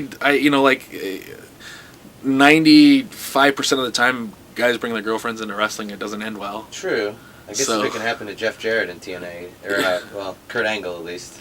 It can happen to anybody in TNA, especially, right? Right. At what point did you start to become, like, if at any point were you openly, like, frustrated or upset, if at any point, or were you always just trying to kind of stay positive? I mean, like, internally I was upset because I felt like they weren't using me to my ability. Like, I think, like, when I was with Matt, I knew that Matt was the story and that we had to protect Matt, so Matt wouldn't look weak because they had bigger plans in theory with him.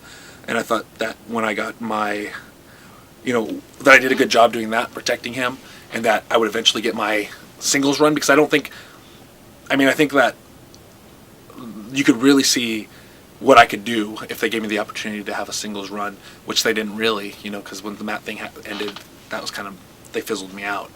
And so I really feel like my frustrations were more like, I mean, obviously when I came to work, I came happy to work and do whatever. But I really feel like, it's like, I don't understand why they didn't try to market me better. Like, I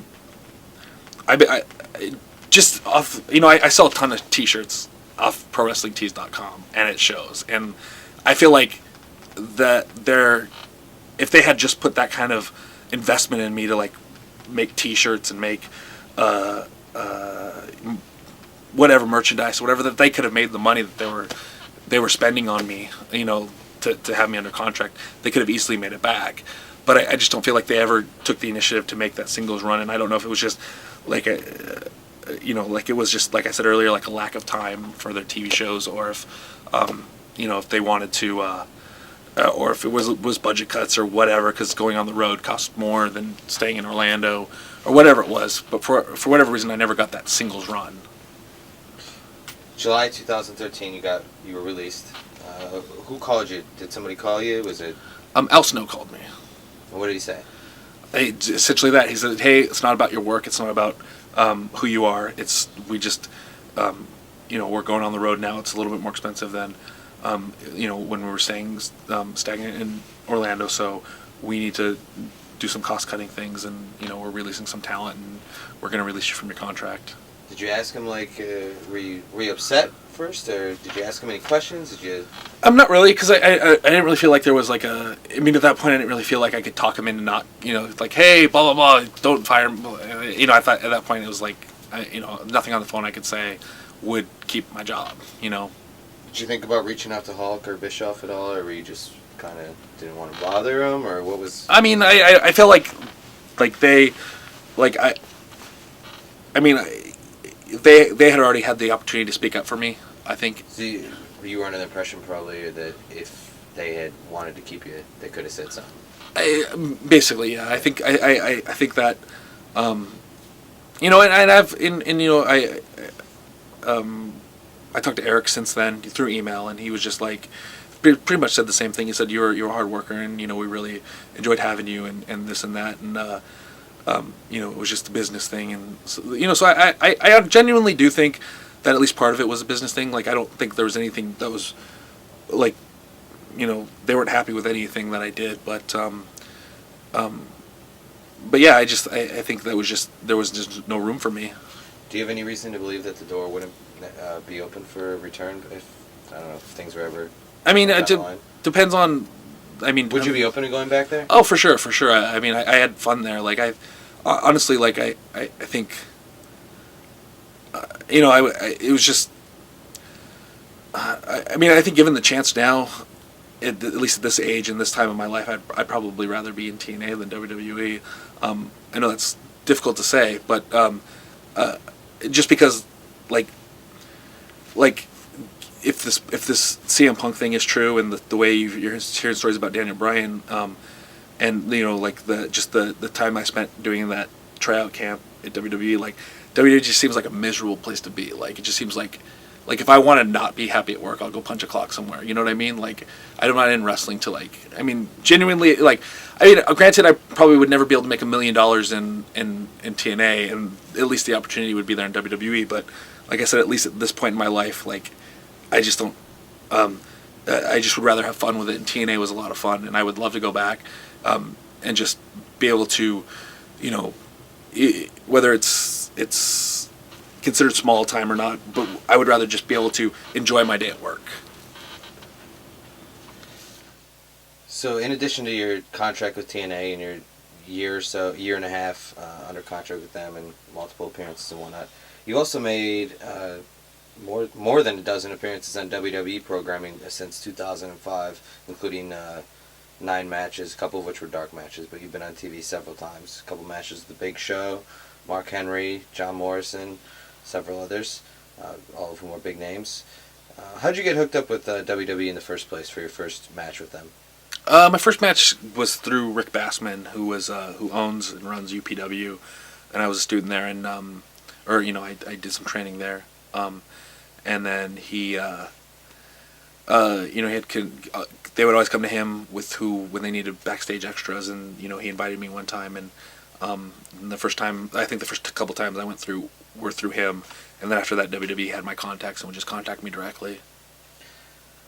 So the 9 matches you had and the countless appearances like security guard, the fan in the crowd, those have happened sporadically, throughout the years. Have you been called in multiple times without being used? Yeah, so many. Every time, I want to say, at least 80% of the time they came to Southern California, even Central and Northern California, from 2005 till I signed with TNA, I was an extra, whether I was used or not. The matches you had, again, like the big show matches, John Morrison, Mark Henry, what kind of feedback were you getting, if any, from WWE agents and officials? I mean, a lot of them are just squashes, but like, like the Mark Henry match, they were really happy with, especially because they came together last minute. I wasn't. It was actually in Fresno, and I wasn't booked as an extra, but they called me up to come last minute because they needed somebody, and they didn't trust the. I actually got a call from Jamie Noble, and he was an agent, and he was like, "Hey man, how far away from Fresno are you?" And it's like maybe like a 3.5 hour, maybe 4 hours with traffic drive from LA, and it was like 2 p.m. on a Tuesday, and I was like, maybe 3 hours. He's like, "Oh man, get in your car, come right now, because I got these indie guys, I don't trust them, I need someone to wrestle Mark Henry." And I was like, okay.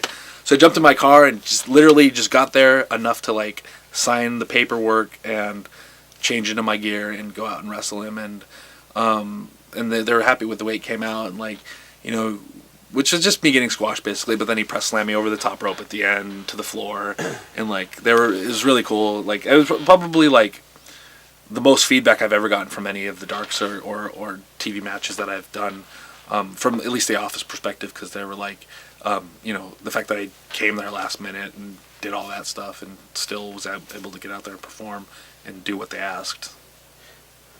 I know that you were only used in a very limited role, obviously, basically just to put guys over, but you're still wrestling for WWE on television.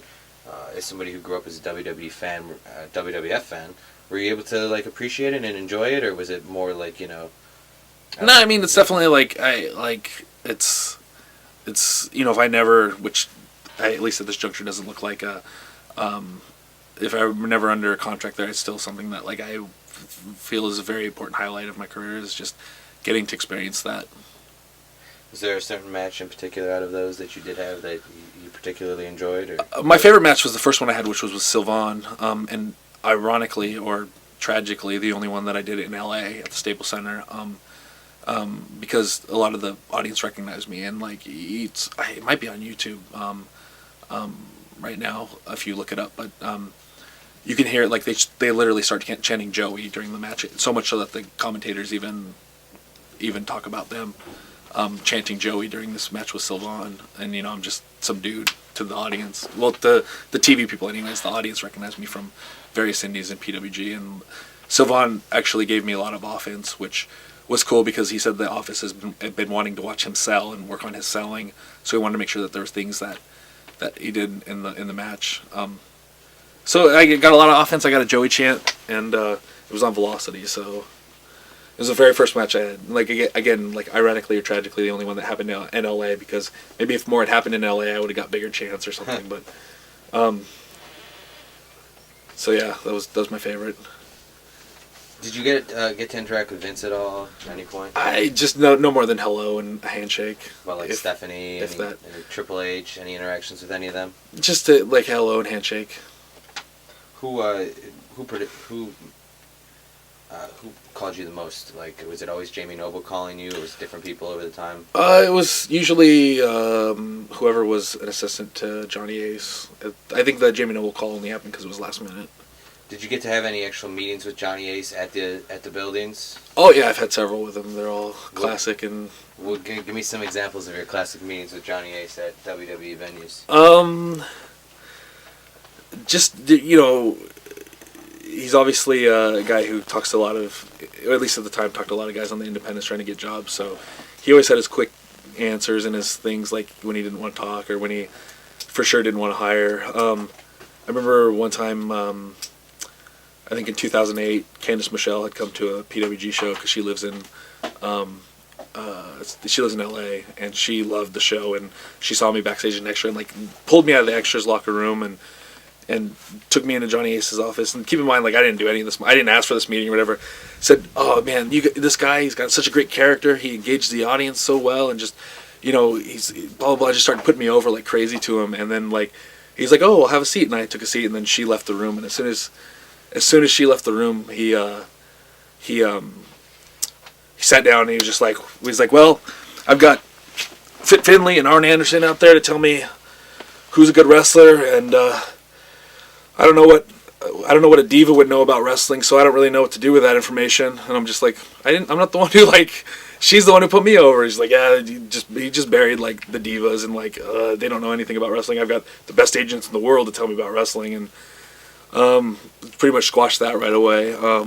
Another time, I had a meeting with him. I was trying to get a job in 2010 actually, and at a venue. At a venue, yeah. And he told me, he's like, I got enough 5'9" guys, and I can't make any money with Daniel Bryan, so how am I going to make money with you? And I think that's funny considering how over Daniel Bryan is these days. In that same meeting, he asked me who I compared myself to. He's like, who in wrestling do you compare yourself to? And I'm like, I like to consider myself a Chris Jericho type. Chris Jericho, who actually I believe I'm a little bit taller than. But just it gets over with character, can still have good matches. So I consider myself a Chris Jericho type. And this was at a time when Chris Jericho was on a hiatus from WWE when he's taking his breaks, and Johnny Ace just goes, I don't even know why you bring him up, because we don't even have him around here anymore, or something like, essentially saying like we got rid of him, like even though obviously he was on a hiatus and they would love to have him back anytime he wanted to come back. At that point, I was just like, well, no matter what I say, he's just gonna have awesome quotes for, which is all I use them for now. I love dropping Johnny Ace quotes on people. It's great. You got to work on the voice though. Oh yeah, it's a little more raspy. Yeah, got Johnny Ace voice here. Everyone does a Johnny Ace impression. I don't need to do one. You also did just this past summer. Yeah. You did the tryout camp down at the Performance Center. Yeah. Take us through that experience. It was pretty terrible. It actually made me never want to work for WWE. Mainly because I didn't really find much of it useful to. Well, first of all, they called and invited me. Right. It wasn't like I sought it out. I did. I guess initially I sought it out because after I got released from TNA, I emailed Kenyon Seaman, and I said, hey, like I'm released now. I want to see if any job opportunities. And they invited me down to another venue, another WWE Raw and SmackDown taping, where I actually wrestled Drake Younger in front of. You were the one Drake wrestled. Yeah, well, not at his tryout, because he went to a different tryout than I did. But I wrestled him in San Jose, which is up in Northern California, and like then they had us cut promos and everything, and then they called me back and they were like, we want to send you to Florida to have a look. And they bought me my flight, flew me down there. They paid me to be there, which, but I don't really feel like there was ever a job to win there. Like I almost feel like it was the same one that Davey Richards and Eddie Edwards went to, who ended up getting invited back. But I think they got invited back because they were who they were, and they were going to get invited back either way. But I honestly think I was used as a. Like, we're going to try this, or we're going to invite this TNA guy down and he's not going to be worth it. Just to have that, I actually think that they politically used me to show that TNA guys aren't equal to WWE Almost like guys. To discourage people, you think? But just kind of, to brag without bragging. Right. This guy was just on TNA TV and he's not, we won't even want him now. That's what I kind of felt like. Because in the tryout, I think, because wrestling is so subjective that, to me, I look at wrestling like an art form. There's no right or wrongs as long as you can make it make sense and you're not hurting anybody. But I think WWE looks at it as more like a math problem or science where there's a solution to the problem, and that's and wrestling is so subjective that you can critique anything. And I didn't really even get any critiques, to be honest with you. But I think 80 or 90% of the stuff they did at this tryout didn't apply to professional wrestling at all, or anything at least they use. Right. It was mostly cardio drills, I guess, maybe to weed out who's not conditioned for it. But I handled all the cardio drills fine. And then they gave us each maybe a minute to do a promo, which you'd think they'd spend more time on because that's probably the most important thing that they have there as far as engaging an audience. And then when they'd have us when they actually had us do matches, which is not very, maybe, I think everyone did maybe 1 to 2 matches, there would be more like, all right, you go wrestle, and like you'd call it in the ring, and like that's a skill that they don't ever employ in WWE. Like you're never going to be in a situation where like, oh, John Cena's not here, you get in the ring and go have a good match. Like every match they have is heavily agented. They prep it hours ahead of time, and like it's just not realistic. But I think they want people to fail, or they expect the expectations are to fail, and so they make sure that people do, just so they can critique and pick and choose who they want. Because I'm sure people maybe got offered jobs, but they're probably like they had a lot of ex-football players who didn't really have much experience at all, but were young and I mean maybe my age had a factor in it too, but like young and big and I just don't feel like there was a job to win, especially like some of the most ridiculous things, and this is funny too, and I tweeted a couple of these too, and because Bill DeMott, like he would say some pretty ridiculous things, but like when you're at the Performance Center, you're kind of in awe of where you are, because it's like WWE, there's 7 rings here and this and that, and like so he says some pretty ridiculous things that you kind of just accept when you're there, and then like 2 months later, I'd be like brushing my teeth at home, and I'd stop and I'd think, wait a minute, did Bill DeMott really say that? And did we all just accept it like it was a real thing to say? Like, at one point he said like WWE had to retrain Daniel Bryan or else he wouldn't be as good as he is today. Another thing he said was like, nobody on the independents are as good as the NXT guys. And like, I don't know, some of those NXT guys are pretty rotten.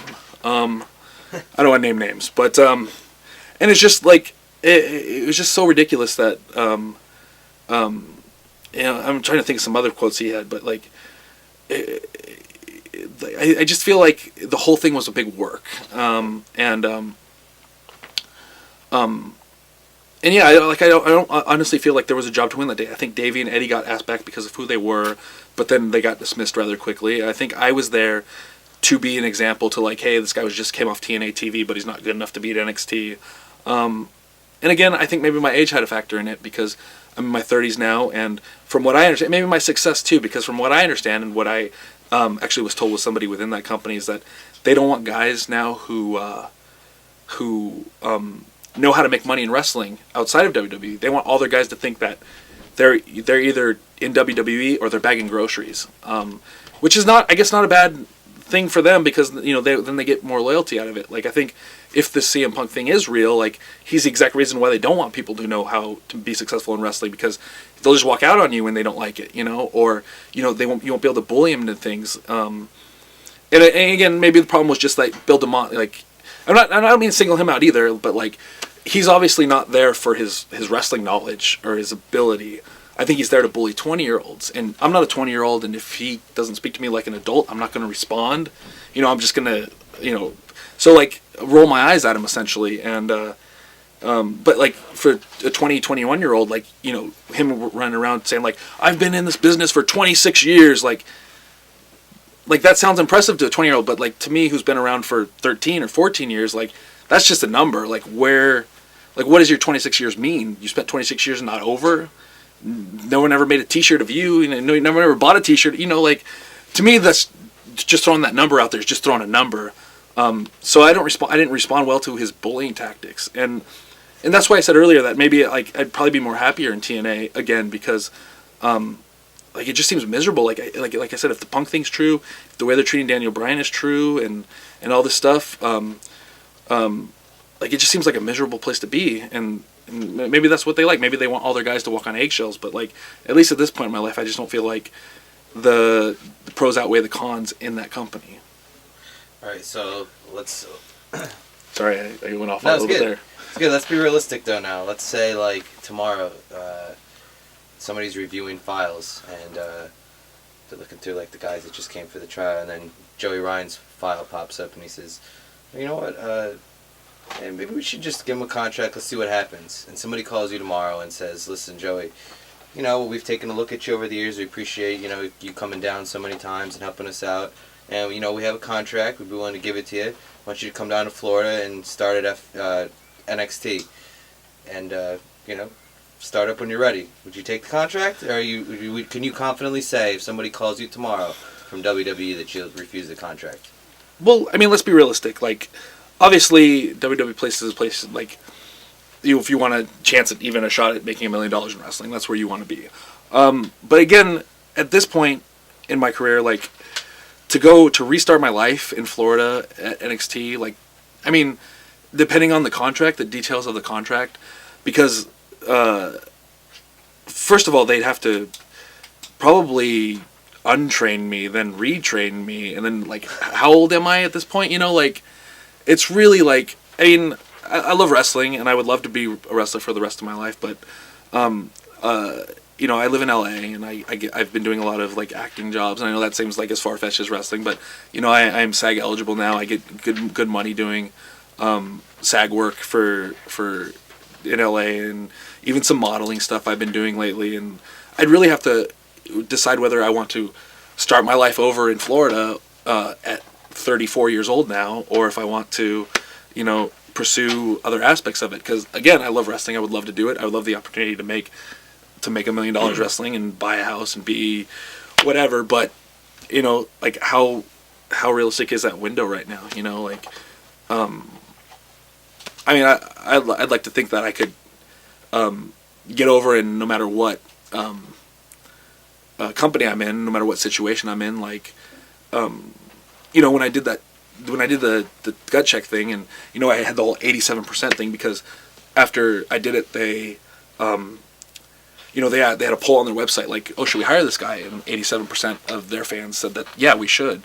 And maybe that's a small sample size, because maybe their audience isn't as big as WWE's, but I like my chances to get over with 87% of the people, and no matter what the size of it is, whether it's 100 people in an indie show or whether it's you know, millions of WWE fans, I like my chances to get over with 87% of them.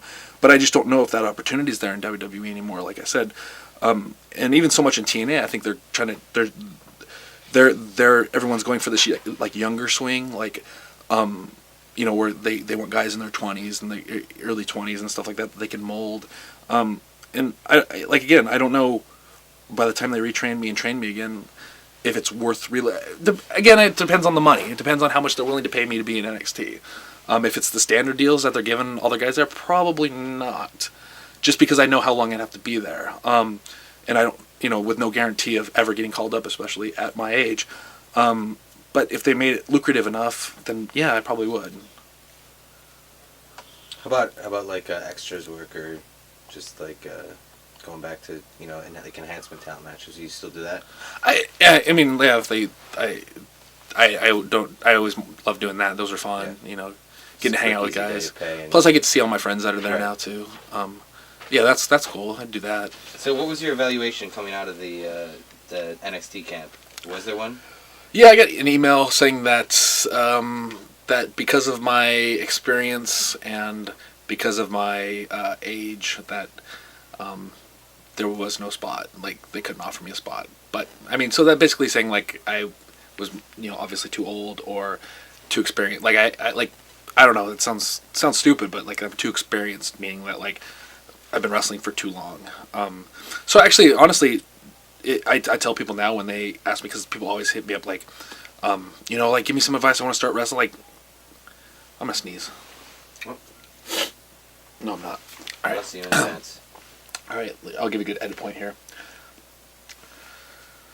So yeah, they basically told me that because of my age and because of my experience, that there was no spot for me right now, which is kind of silly. I mean, I get the age thing, but like, you know, the too experienced, like, I mean, I guess I've been wrestling for too long. Like, I'm too good at what I do, which I guess makes sense if they're really going for this young swing and they want to brainwash everyone into thinking like WWE's the only place to be.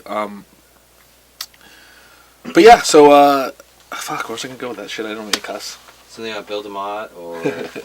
All right, let me start over again. You want me to cut? Sorry. Yeah, let me point? cut. Yeah, let's get a good cut point. Let me start that over. Ask me that again. Sorry. Look at outtakes. No Outtakes. Look at that. Good. Outtakes. Nobody ever thinks of that. Okay. Okay, so what was your evaluation coming out of NXT tryout? I got an email saying that because of my experience and because of my age, that there was no spot for me, which it's kind of baffling because like they knew my age and my experience before they even invited me. Mm-hmm. which was kind of strange. And I mean, I guess I get the age thing if they're trying to swing younger, and I guess the experience. I guess I'm too experienced. Like, I mean, I guess they want to train people from scratch. So, like now, when people ask me like if I have advice on like if they want to be, I want to be a wrestler, give me some advice. I'm just like, don't go to wrestling school. You know, like that's the best advice. The best advice I can give someone is if you're gonna learn how to wrestle, don't do independence. Just if you want WWE, not everyone wants WWE. If you want WWE, just go straight to their school, I guess. Try that, or get famous for literally doing anything except wrestling, because they'll hire you if you're famous for doing anything other than wrestling. And then because they just figure they can train anybody to do it. Which kind of sucks because if you have a passion for wrestling, like it's kind of a terrible industry to get into. I mean, yeah, you almost get like punished for right. The minute you take your first bump at a wrestling school, you're already working backwards against your own. Huh. So again, unless you get famous for doing anything other than wrestling. It's kind of interesting that like they kind of discard like the rest of your career because I guess about a month before your tryout, you were scheduled to work Great Khali. Well, they had at the time when I emailed them about before they invited me, when I emailed them about a job and they invited me down to essentially do an extra work again, and it's when I had my match with Drake Younger, and the same night that we did the promos and everything, Road Dogg came up to me and he was like, "Hey, we need somebody to do to wrestle Khali in the dark match to open." So like I had actually already changed out of my gear. They're like, "So can you gear up again?" And I said, "Sure." So I put my gear back on. And then I got all ready to go, and then right when I got back out there, they're like, we're going to cut it. We're going to put one of the guys in 3MB, and I forget what his name is. And that was fine. And then whatever, so I changed back in my clothes, and then later they came up to me and said that they cut the match because, they said don't take it personal, they didn't cut it because of you. They cut it because you're so fresh off TNA that they're worried that you'll be more over with the audience than Khali is. That they'll cheer. Say about Great Khali. I mean, well, yeah. I mean, even for a dark match, they're a little worried about it. But so I don't know. So it's kind of funny that they do, acknowledge my career in being over. Except like, but they don't want that. But they don't want that. Yeah. Interesting. Okay, let's talk about. Let's go backwards a few years. Let's talk about Ring of Honor. Okay. You first started appearing like in the Ring of Honor universe, to borrow a WWE term, on the video wires in April of 2009. You did the promos, put over the sleeves. You were bringing it to Ring of Honor. Yep.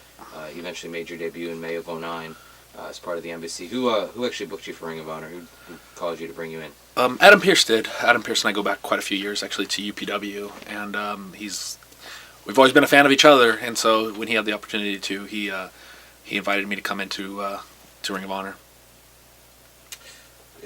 Getting put with the embassy and Prince Nana, Claudio, Jimmy Rave, Bison Smith, did you have any input on that, or was that like the main idea right away? Did he offer you a couple different options?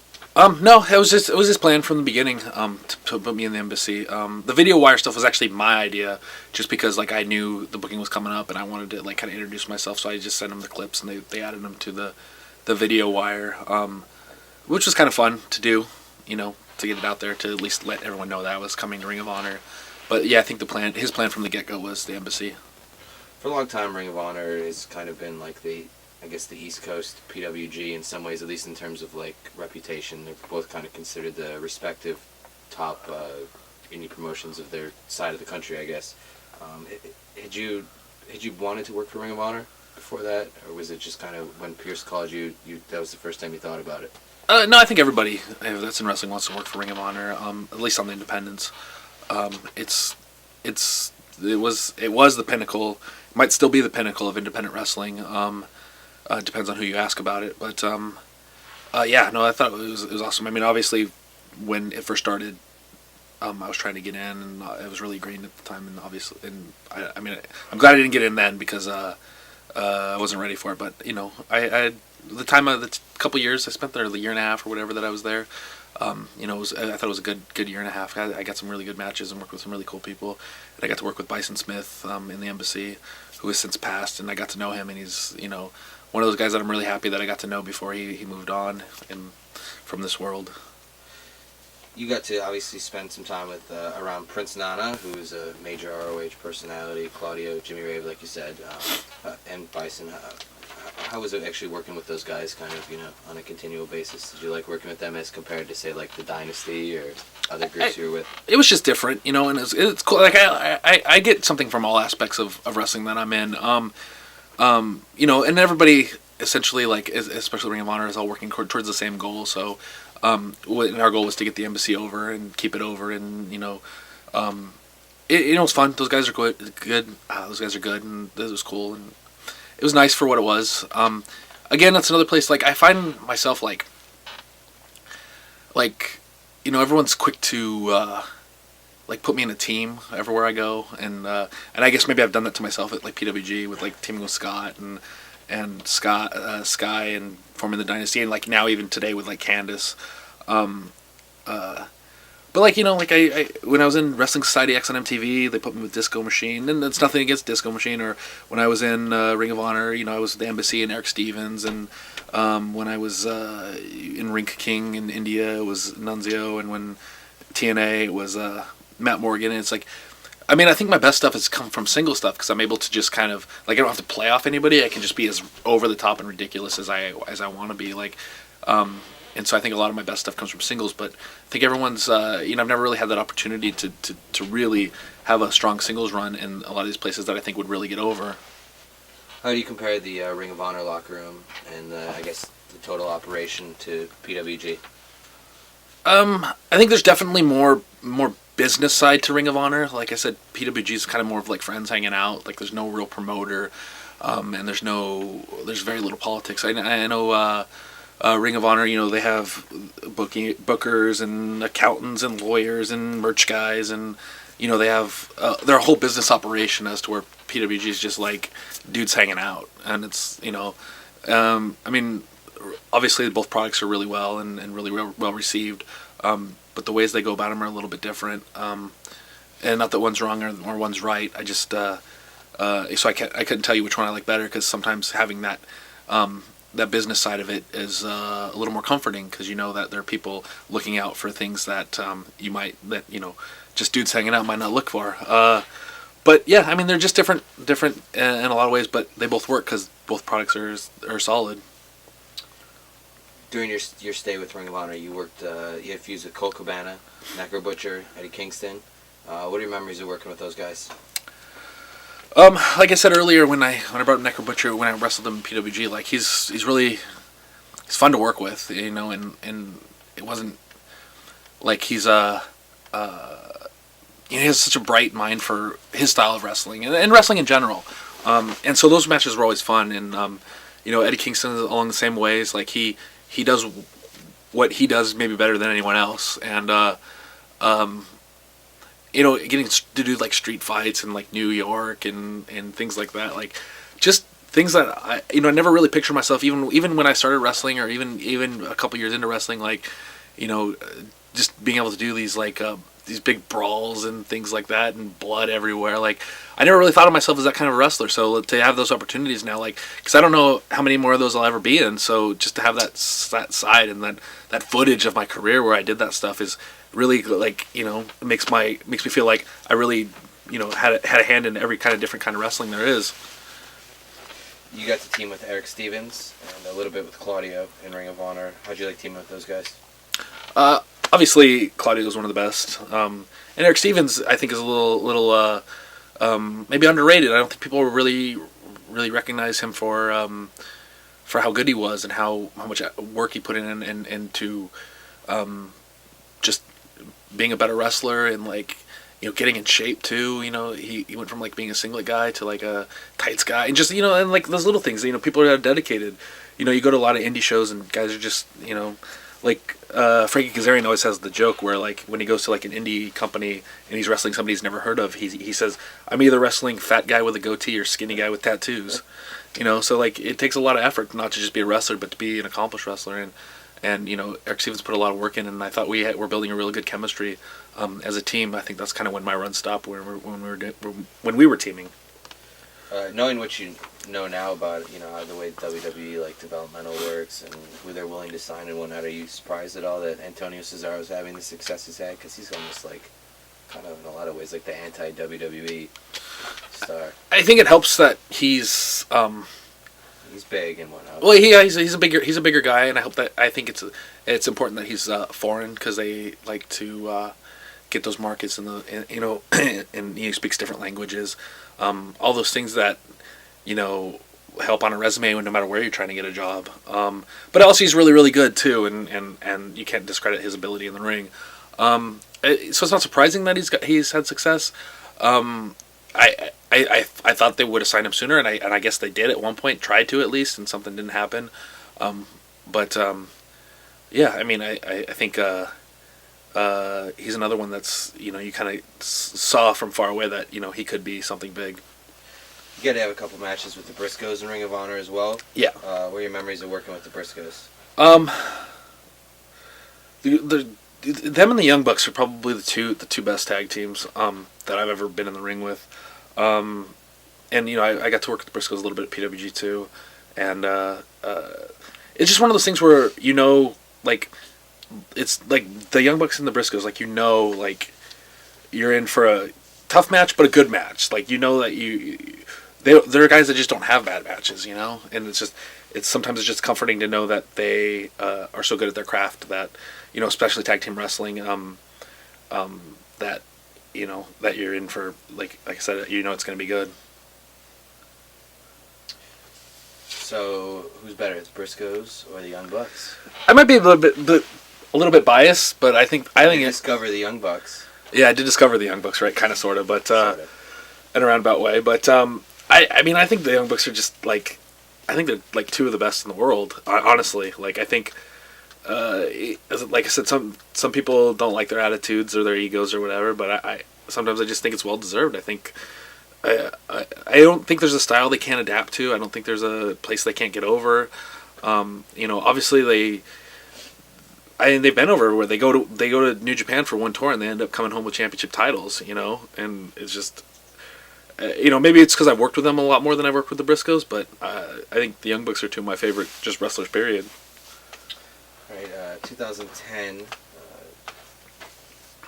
Well, your Ring of Honor run 2009, 2010. What was the point where they tell you you're not being booked anymore? Was there a specific point, or just a couple of scheduling conflicts, and then they never picked up? What was the end?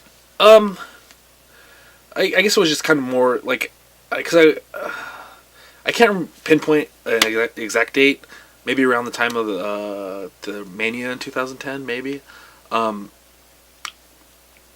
But it was just again, it was more budget cuts, according to Adam Pierce, who told me that the flights from California were too expensive for them, and at least at that juncture, and that and it is what it is. I've dealt with flights from California my entire career, so I know. You don't have to sell me on that excuse. I've heard that excuse 100 times, 1,000 times.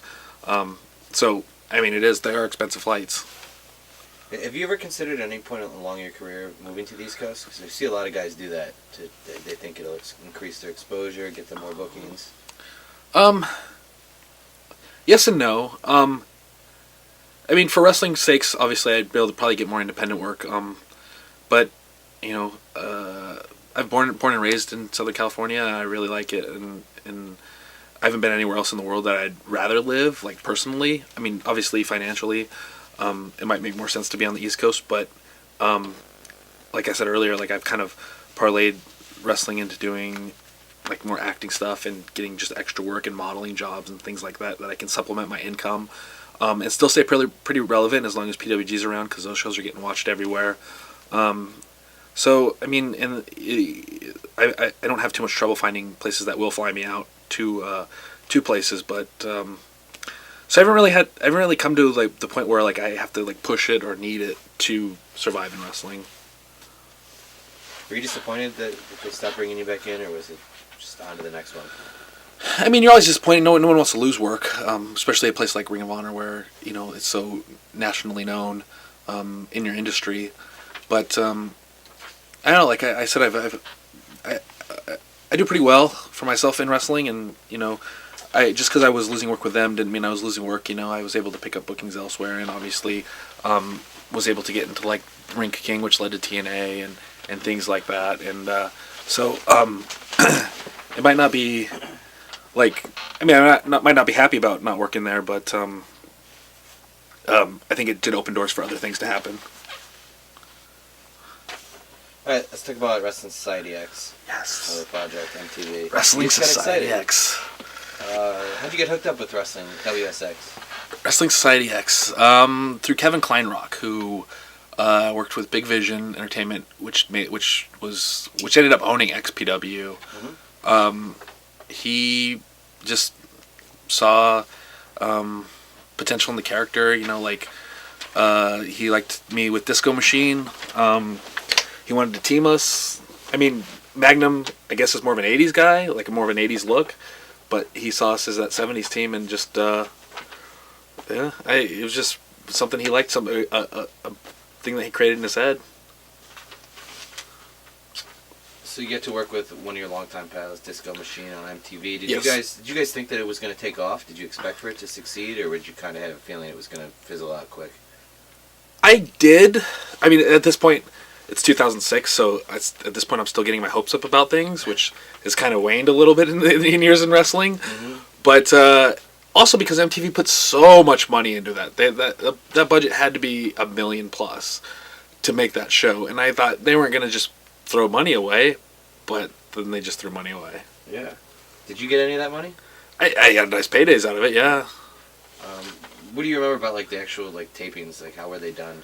And I remember reading that they weren't actually fans; they were like paid. Yeah, they're paid. models and actors. They definitely didn't want. Definitely didn't want the wrestling fan look in the audience. So they paid good-looking people and girls to be in the audience. Those days were long days. They filmed them, I think, everything over maybe like a 10-day period, like a 2 weeks period minus the weekends.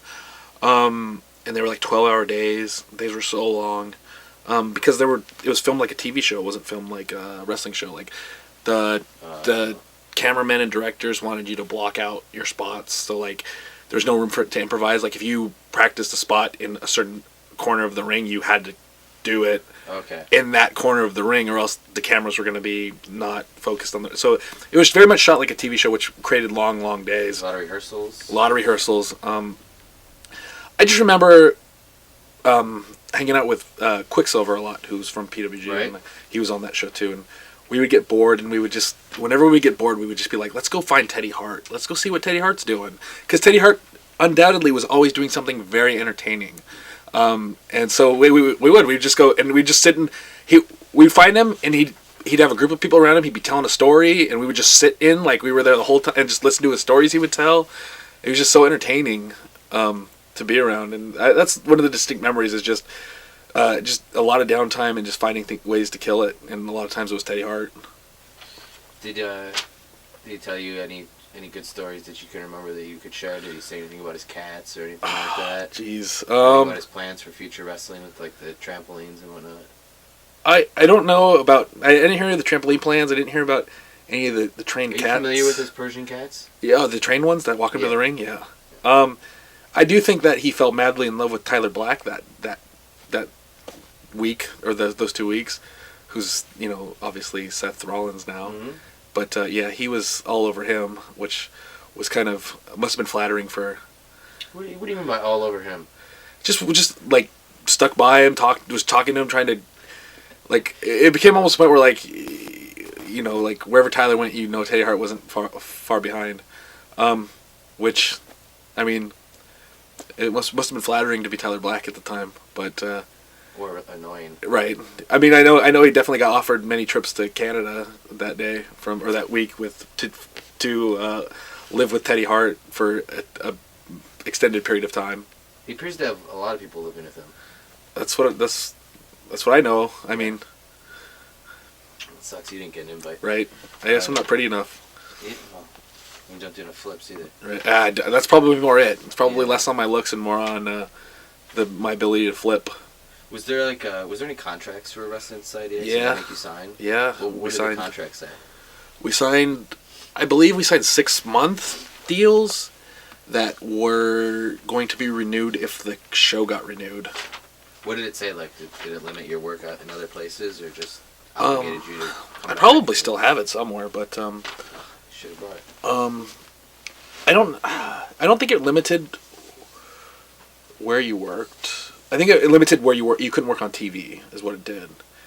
Because I remember I did a show in Mexico also for a Kevin Kleinrock company called Viva La Lucha. It was in Tijuana, and it was during the time that I was under contract to Wrestling Society X, and they had to put me in a dark match because I couldn't be filmed for their television. So technically, it didn't cost me a booking, but it cost me one episode of Viva La Lucha, which, as we all know, went on to great things. Is he on this? I don't know. Oh wow, Viva La Lucha. Are you on this one? I wouldn't be on it because it was Oh, because you couldn't. I couldn't. Yeah. How about that? Blue Demon Jr. You wrestled him before. I have wrestled Blue Demon. Right? Depending on what, because when I did it, it would have been 2007 probably. I don't know what time or what the date was for this one. It'll be available tomorrow in our video bargain bin. Yeah. Scorpio Sky versus TJP. Young Bucks versus Los Luchas. How about TJ Perkins? You must have been around him forever. You mean Manic? Yeah, Manic. He's disappeared though. I think he. Well, I don't want to say it. They're not allowed to say that word anymore, I guess. What's the word? I think that Manic committed career suicide, right? Done? Something like that. Well, how do you follow that? No, I mean, he's... I'm going to toss this back over there. You don't want it? Oh, do you want me to keep it? I mean, I can... It's going in the bargain bin. Is it? Yeah. I mean, it does have a Young Bucks match on it. We established that. I'm sure you can arrange it with Rob if you really want it. They're my favorites. No, I think he's just sitting at home collecting a paycheck. Honestly. How about his work like on the SoCal scene? He's been around. He's been around a long time. The oldest veteran in the business. He is the oldest veteran in the business. The youngest veteran in the business. That's what I meant too. Yeah, no, he's been around forever. I think we actually have the same rookie year in wrestling, but he was 5 years younger than me when he started. 6 years younger than me when he started. So yeah, he's still in his 20s, even though he's been wrestling for like 15 years. Must hate him for that. I mean, it's okay. No, I mean he's really good either way, So I don't think it mattered when he started, but yeah, I mean I think he's just collecting a paycheck, not working indies that film DVDs, Yeah. So maybe he likes getting a weekend off here. Well, I am on a show with him next week. Lucha VaVOOM, which won't be next week by the time this DVD comes out, but you never know. It might be quick. Did I just knock something over? No. Okay. The house is just falling apart. I mean, the studio is falling apart. Yeah. You just talked about Lucha VaVOOM. Yeah. You've been a part of a lot of their shows. All Yeah, over the country. they're my favorites. Yeah. What's Lucha VaVOOM like? Lucha VaVOOM is it's not a wrestling show. It's a variety act. It sells out every show. So at the Mayan Theater, maybe it holds 2,500, maybe 3,000 people. And then they travel with it too. Like it's been in New York, Baltimore, Chicago. It's been overseas. It's been Australia. It's been in Canada. But their home base is the Mayan Theater in Los Angeles. And like I said, the shows this week will sell out. There's 2 of them. There'll be 2 nights in a row, 2,500 people each night. Not a single wrestling fan in the crowd. Everybody's 21 and over. It's people out on dates. It's hipsters out on the town. It's just and it's a hybrid of comedy, burlesque, and professional wrestling. There'll probably be a wedding each night because it's the Valentine's Day show, so intermission will include somebody getting married. And it's just, I mean, it's just so fun. Like, celebrities go to it. It's kind of a trendy thing. Can you get paid? I get paid very well. And I'm probably the only character that's his indie character also, but I'm, like, way turned up. I'm like Joey Ryan, like, times 10 there. And like Scorpio Sky will be on there, but he has 2 different characters he does. He does El Jimador, which is obviously based off of the drink, and he's El Presidente, which is like a Obama, because everyone wears masks except me, because I do Joey Ryan there. And then like T.J. Perkins will be there as El Bombero, and he'll be fireman. He'll do this entire entrance with girls, and he'll strip. He'll do like an entire stripper's entrance. It's totally not anything you'd ever imagine like TJ ever doing. Right.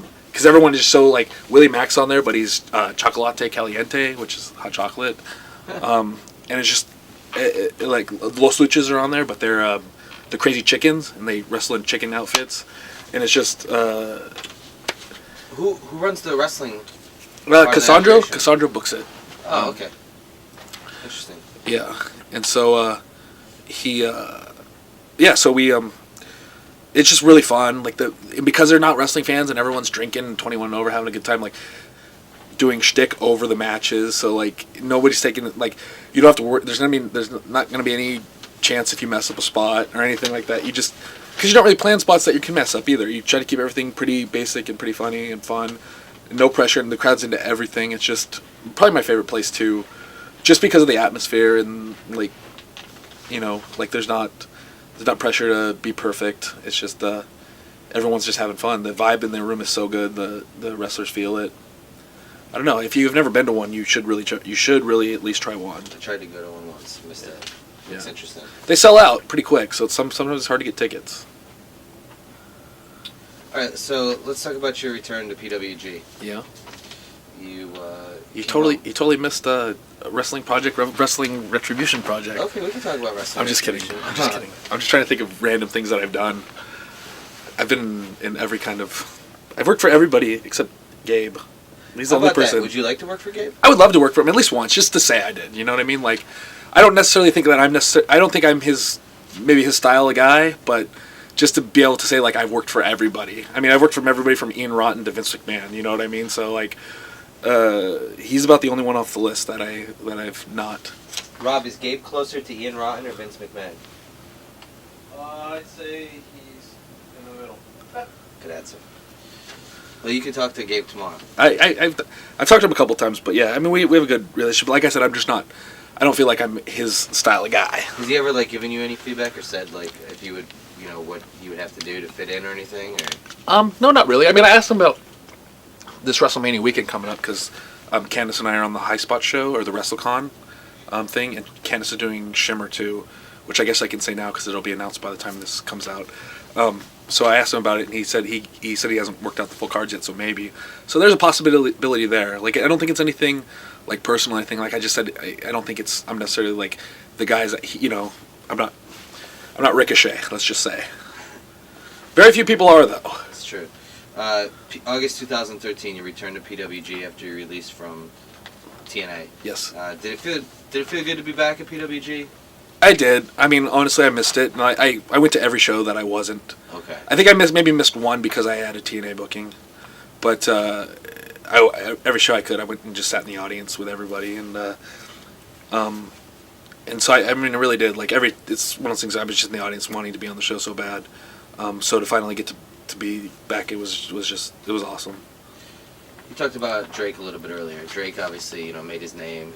Comes from the Midwest, made his name on the East Coast, and then moved to the West Coast. Didn't really work with PWG's style, he made his name as a deathmatch wrestler. Yeah. And he got his chance in PWG, and it seems like he's one of the most over guys in the company. You surprised at all that the fans responded to him so well? And no, I think he has a very infectious personality, and he's very charismatic, and people love him. And I actually have a Drake story that I feel like I haven't told yet. I've told Drake this, and I almost moved Drake to tears when I told him the story. I don't know if you have a minute here. I can tell. It kind of goes back to the WWE camp, though. So he was there.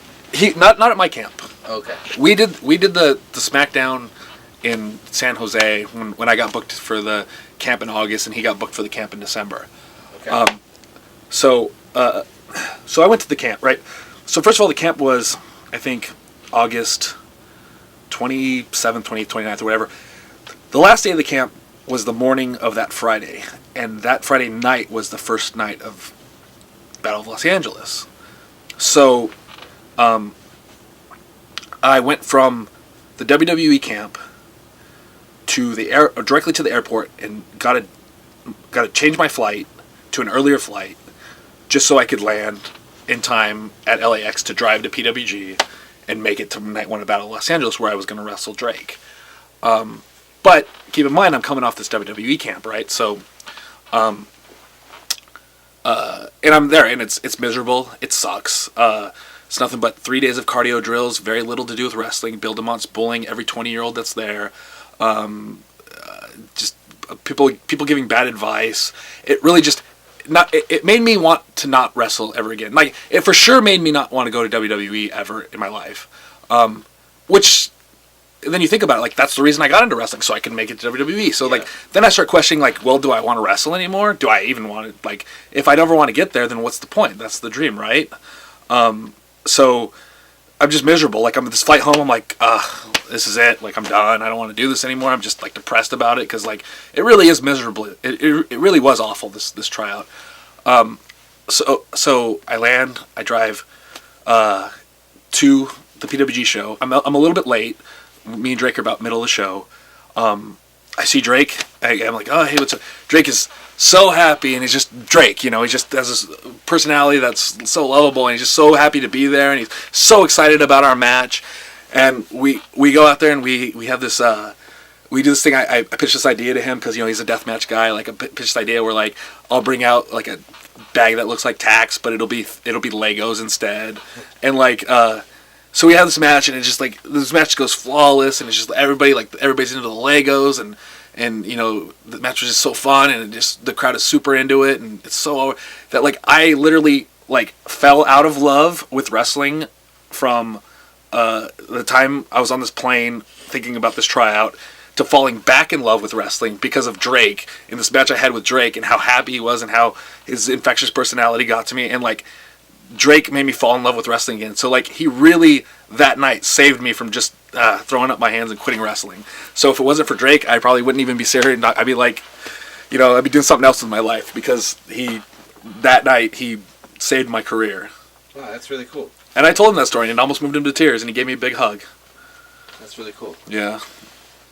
Okay, let me ask you some remaining PWG questions, and then we're going to wrap it up with, like, a name, word association type deal to finish it up.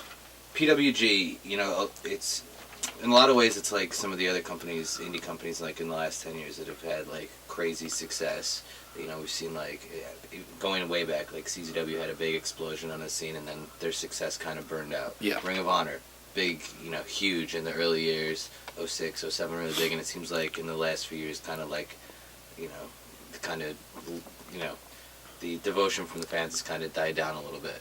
PWG seems to be the only company that's, like, continues to grow and has been able to maintain their fan base, you know, working a similar style to the other companies.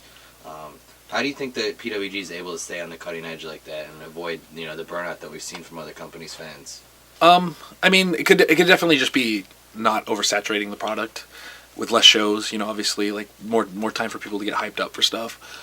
It could be because PWG doesn't try to grow, and I mean, that might sound funny, but, like, you know, a lot of these other companies are quick to be like, let's get TV, let's get iPay-per-view, let's get all these different things, let's run every week, let's sign guys under contracts, and, you know, PWG just wants to run shows and be left alone, you know, like, I brought up to Super Dragon actually because I got contacted by a guy I did a website interview for, and, you know, it's a pretty reputable website, and he asked me if I come down to a PWG show, you know, can I get it, because, like, PWG sells out too, like, it's hard to get comps there, and it's usually just wives or girlfriends that get comps at PWG, and I said, hey, this guy, you know, he'll write a review up, this and that, you know, a lot of people go to this website, and might be good promotion, and like Super Dragon is just like, because it's like, literally, like, it's people standing room only at these PWG shows, and Super Dragon just goes, like, what am I gonna do with more people? You know, I guess it's a good problem to have, right? Like, where am I gonna put more people? You know, like, if it does get you know, the press. So again, maybe it's just because PWG is content. It's not trying to get bigger, so it stays. So maybe, like, the less is more thing. Like, you know, it's so, like, people want more of it because there isn't more of it. I don't know. I mean, that's just a theory. I don't know for sure. But it could be that fact that, you know, it's no oversaturation, and PWG is not really trying to expand. So people want it to expand. Sure. We've seen you talked about in this interview how important the DVD sales are for Yeah. PWG, and that's like the lifeline of PWG. But as we've seen in independent wrestling, and even in other forms of entertainment too, DVD sales are down. Pirating is up. Once one person has it, basically anybody can get it. Yeah. So how do you guys avoid that? What do you think has allowed PWG to continue to sell DVDs when other companies are struggling? I mean, there's definitely a degree of that. I think a lot of times, I think a lot of people are loyal to PWG. Like, a lot of people actually want to own the DVDs. A lot of the fans. I don't know. That's more of a question for High Spots, because they're the ones that really probably have to deal with that more than PWG does. But if High Spots sales continue to be up, then it's. I mean, I'm sure they've lost some sales because of pirating. This is always going to be there, but yeah. I don't really know how to answer that. I just think maybe it's a loyal fan base that wants the product itself, or wants the original DVD or whatever it is, or maybe digital downloads helps High Spots. People can just pay whatever the price is to just download it straight to their computer from the source. But I mean, as long as High Spots isn't struggling with it, I think PWG is going to thrive. So, what is the biggest challenge you think, like, going forward for PWG? How, what's going to be, what can you see being a challenge in the future? Let me think. Contracts. It could be contracts. I mean, it could be a thing. I don't think PWG is even ever going to do iPay-per-view or anything where it's like, definitely probably not TV, where it's going to, people that are contracted to Ring of Honor or Dragon Gate are going to have a problem working the show. It's if those contracts change and you can't do DVDs anymore. If they try to do like a TNA thing, where they get those guys off, that would be a problem. But I mean, I don't know. Even like maybe the venue, because like literally like the last show was turned away at the door because it was standing room. People were still paying like $35 for general admission to stand for 4 hours, and like, so maybe the venue, maybe like, because like just you get growing, like maybe I don't know if that's a problem, but like It's just a problem to have. Yeah, but like it's hard in the LA market too, because like there's so much to do on a Friday and Saturday night that's competing with you, and venues aren't exactly easy to get on those nights either. So PWG's found a steady home, but just maybe trying to find somewhere else that gives us the same vibe in that Reseda venue gives us. That might be the biggest problem. What is the goal for PWG? Is there a goal? I don't think so. I mean, you guys you just want to do one show. Yeah, we just wanted to have one show and be able to afford show two. So I don't really think there's a goal. I think as long as we can keep running shows, and as long as it's fun for everybody, like like I said, the PWG doesn't have that that we have to be on TV or we have to do this or that to we just want everyone to come and have fun and put on good shows. We've you've spoken, very outspoken about your WWE experiences, your tryout camp and your experiences with Johnny Ace, Bill DeMott, etc. With that out of the picture, at least at this point in your mind, what would you still like to accomplish in wrestling?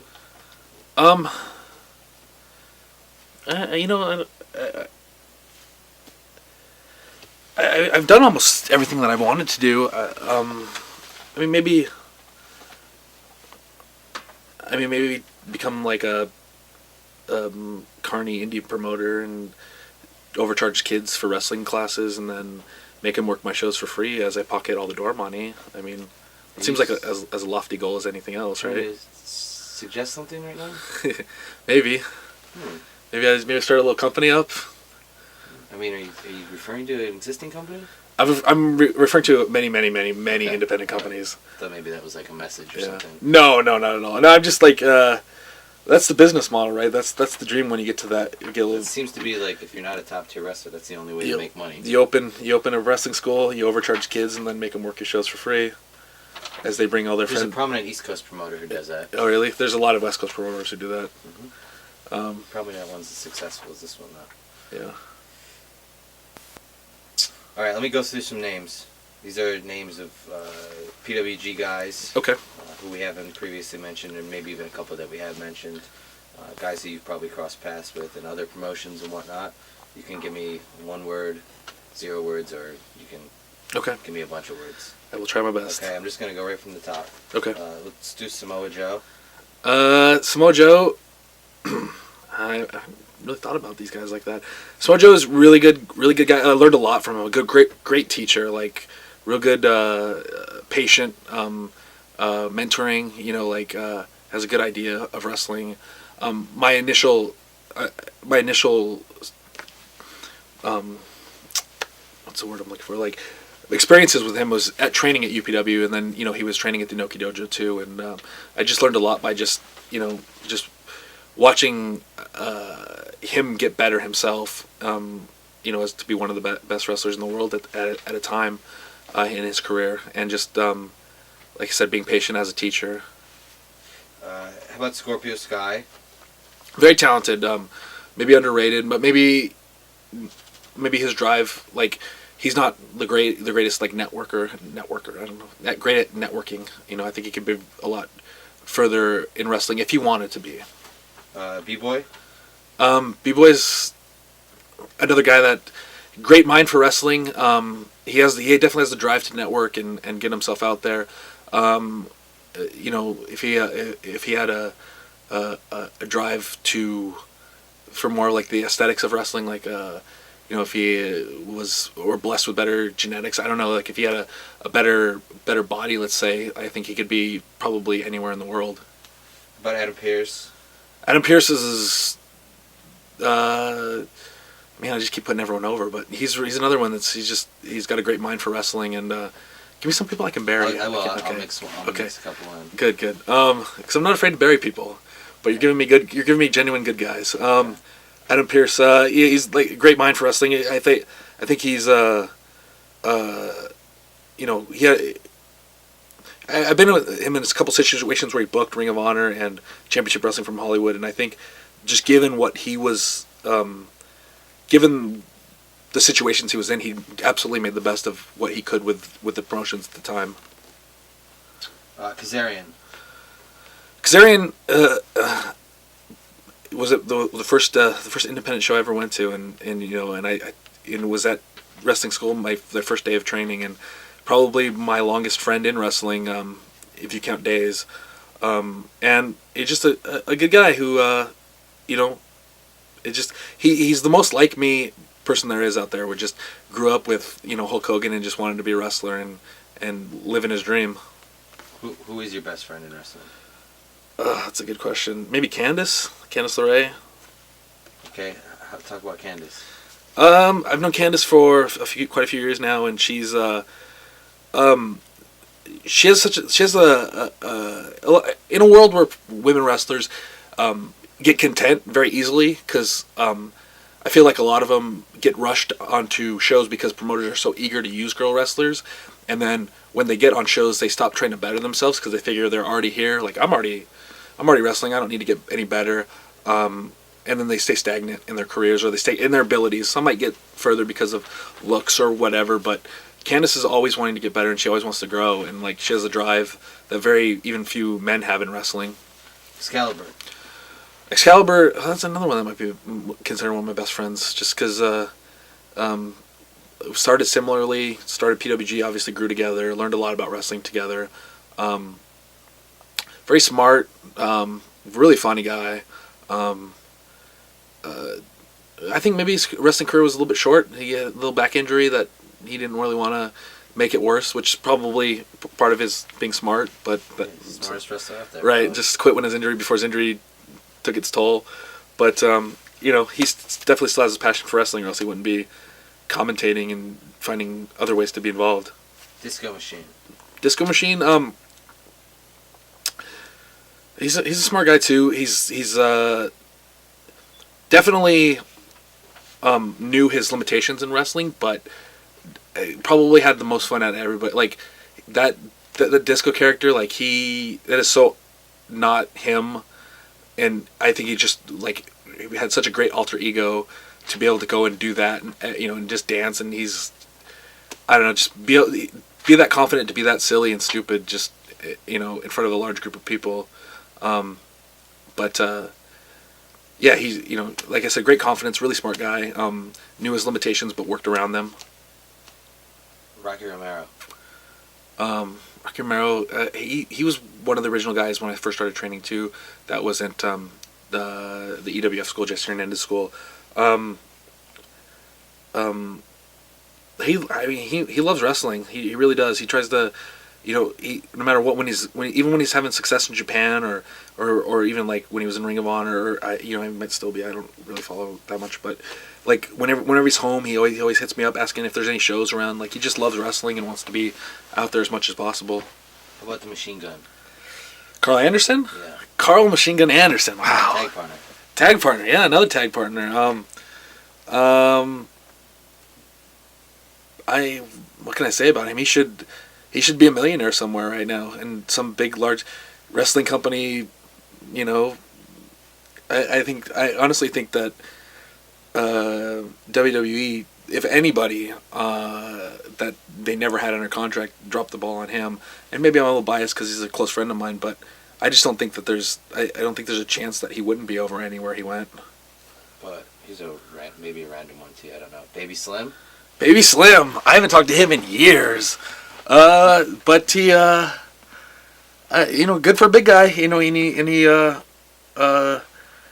he probably could have done more with his career too if he had been able to network better. But Lil Cholo. Little Cholo. He's a CZW guy too, like a couple times, right? Sort of. Lil Cholo, he's, God bless him, he's still going, working every lucha show he can get on. God bless him. God bless him. I don't know what else to say. Hard worker, very hard worker. How about the Ballard brothers? Is that name? Ballard brothers. To you? Yeah, you're bringing me back now. They were in CZW a couple times too, I think. Way long Way ago. back. Yeah. Like the second show maybe. Yeah. Ballard brothers. They were kind of a little bit older when I first started too, and I mean, I think they're still doing shows. I haven't been on a show with them forever, but obviously if they've been doing it for 20 years or whatever, they've still got their passion.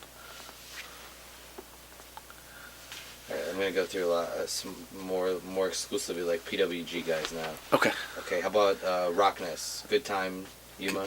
Good Time in Yuma.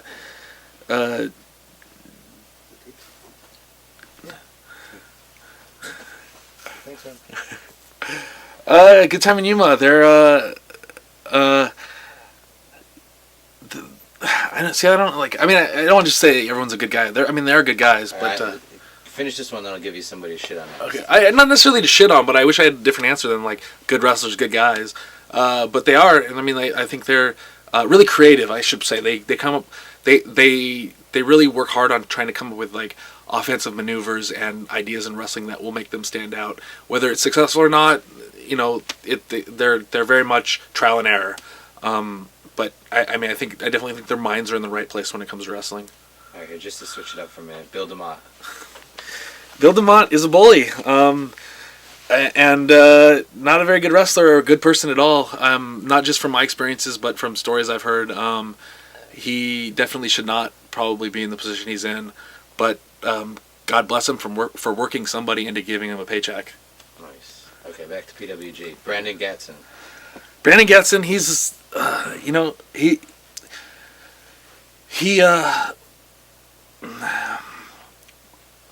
a very unique individual. I think he's very talented, but his talents are so, like, he's athletic. He's a good wrestler. He did gymnastics. He's a singer. He has so many creative outlets that, like, I think if he ever found one that he really like loved and fell in love with and wanted to do for the rest of his life, he could probably just gut it out. But he's so out there everywhere that he's just got a little bit of everything, like a little piece of everything. Brian Cage. Brian Cage is super jacked. He's very muscular. He has a lot of muscles. He's very big. All natural? I don't know for sure. I mean, there are speculations. He does like his protein donuts. But he's another guy. He's so big and like he keeps getting bigger, but he stays as athletic. He does springboards. He does moonsaults. He does whatever, and he does it like picture perfect. And I mean, I can't even do that. Not even half his size. Okay, how about AR Fox? AR Fox. I only know him through PWG. You know, like as a person. You know, like just an acquaintance through his times in the PWG locker room. But like he's another guy. Like there's another like there's a whole wave of guys right now that are just like they're so, you know, as opposed to years back when there was only so many like Jack Evans and Pox and who else am I thinking about? Matt Seidel's of the world. Like there's a lot of them now, and like I think Teddy Hart's, right? But there's so many of them now, and it's not. I don't think that's a bad thing either, because I think wrestling needs to get more athletic. Because I think, you know, I think a lot of times that, I mean, if you can't be a character, I think a lot of times wrestling can get boring. So I think the more athletic people can get, the more entertaining just wrestling is. You know, like who doesn't want to watch like a stunt show, which essentially wrestling can be. Los Luchas. Los Luchas. I mean, I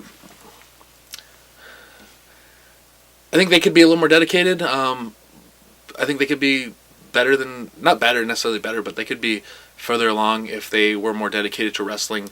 But they have a lot of things going on in their lives outside of wrestling that make it difficult for them to, especially as a team, to focus just on wrestling. Johnny Gargano. I mean, I'm a fan of his stuff that I've seen. I've mainly only seen his stuff in PWG, but you know, when I do like commentary and stuff for his matches, like he brings an intensity that not everyone has. Davey Richards. Davey, I've known Davey for a long time, obviously since the beginning of PWG. Used to take the bus down from Oregon to PWG, 18 hours on a bus just to make a PWG show. Because he loved it. You know, he loves wrestling, and I'm glad to see he's getting some mainstream success right now, because I think he's earned it. Ricochet, like you know, that part of that new generation of just guys that just can do amazing things that you think when you're watching him, you're watching a green screen or something. But I mean, nobody. I think he might be the best at the high flying. Rich Swann, like. You know, I just watched this PWG. I did commentary during, you know, some of this last PWG show, tag matches, and like those, it's so hard. They're always coming up. They're so innovative, and I say they, but Rich Swann's definitely one of them. But like the new crop of guys who are just so athletic, and there's always coming up with innovative stuff to do and changing the game and one upping each other, and I mean I like to see that competitiveness between them, because I think it only makes everyone else better. Michael Elgin. He's another athletic big guy, very athletic actually, and he should probably be somewhere making a lot of money too right now. Trent Beretta.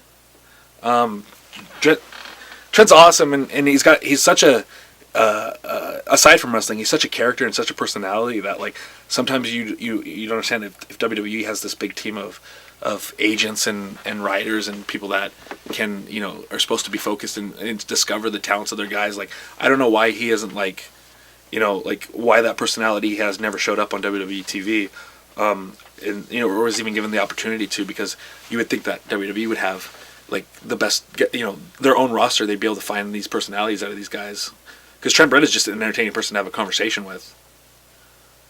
Kyle O'Reilly. Probably one of the best, if not the best, mat technician that I've seen in recent years. Very smooth, very crisp. I'm a big fan of watching his wrestling. Bill DeMott. Yes. Bill DeMott's a great guy. Really smooth worker. Had some great matches in WCW. Some really memorable stuff that stands out. He had a great WWE run. Velocity. He was maybe the Velocity champion of the world. You know, and I could totally name an opponent he had in WWE too, real quick. I mean, that'd be easy though, so I'm not gonna do it. Too easy. Okay, how about Adam Cole, champion of all indies? Champion of the independents. I think he's got a, you know, obviously he's got what it takes, you know, if he's champion everywhere. But great look, great attitude, great wrestling. he should probably be, and probably will be somewhere making a lot of money someday. ACH? I've had minimal interactions with him. A couple PWG shows that he's done. I've seen his matches. He's another guy that's just incredibly talented. Like you're watching a wrestling match in a green screen. Tony Nese. Tony Nese. I actually had a match with Tony. Tony Nese is who I had my 2010 WWE tryout match against, and I thought it was a pretty good match. And that's one of my first experience with him. And then, again, even back then, I knew I was like, okay, I'm gonna see this guy around. I didn't necessarily know it was gonna be PWG, but I knew that he's gonna make it, somewhere in indie wrestling, if not higher than that. Tommaso Ciampa, he's another newcomer to PWG. I haven't had a whole lot of experience with him, but I mean he's had some. I was in a tag match against him not too long ago, like an 8-man PWG, but real intense guy, and I think sometimes that's lacking in a lot of the prettier wrestling. Is just a good old fashioned hard intensity. Okay. Who's the unsung hero in PWG that people don't know about? Behind the scenes or Excalibur for sure. Yeah. He does a lot of work that he probably he gets paid to commentate, but he probably does earns a lot more money than he's getting paid. Okay. Anybody that I forgot? Anybody you want to talk nice about, or anybody you want to bury? Everyone. That was a big list. It was a big list, and I didn't have much. I'm sure I forgot somebody though. I didn't have much to say about too many people. There's got to be somebody you don't like. I know. Somebody I don't like. This is your chance. This is my chance. I know that Alex Shelley doesn't like me. I don't know why. I have no idea why. Why does Alex Shelley like you? I wish I knew. The first inkling I got of that was I tried to follow him on Twitter and it said that he blocked me on Twitter. Whoa. So I asked Carl Anderson, Machine Gun, and because he works in New Japan with him, and he said that he doesn't know why either, but he just doesn't say anything favorable about me. So It's weird. For whatever reason, no idea. No, I wish I could ask him, but I can't because he blocks me from everything. Now I know why he isn't in PWG anymore. That's not my call. That's not my maybe call. You're pulling the card behind the scenes? No, I would love to. I would love to sit down with him, talk to him, find out why he doesn't like me. Honestly, I'm not trying to bury him here or anything. Just being controversial, I just wish I knew.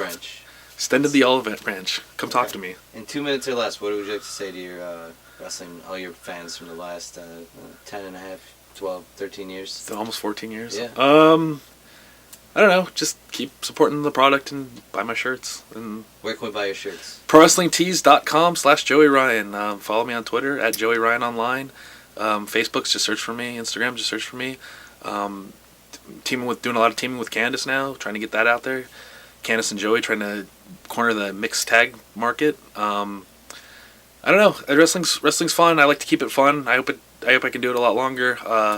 For many more years to come. It just depends on how long I can keep it fun. I'm a little bit older now, but I like the support I've had through all the years, so hopefully I'll be around for a little while. Hopefully I can last as long as Christopher Daniels does. Wow. You have a ways to go. I do have a ways to go. All right. Thanks, Joey Ryan.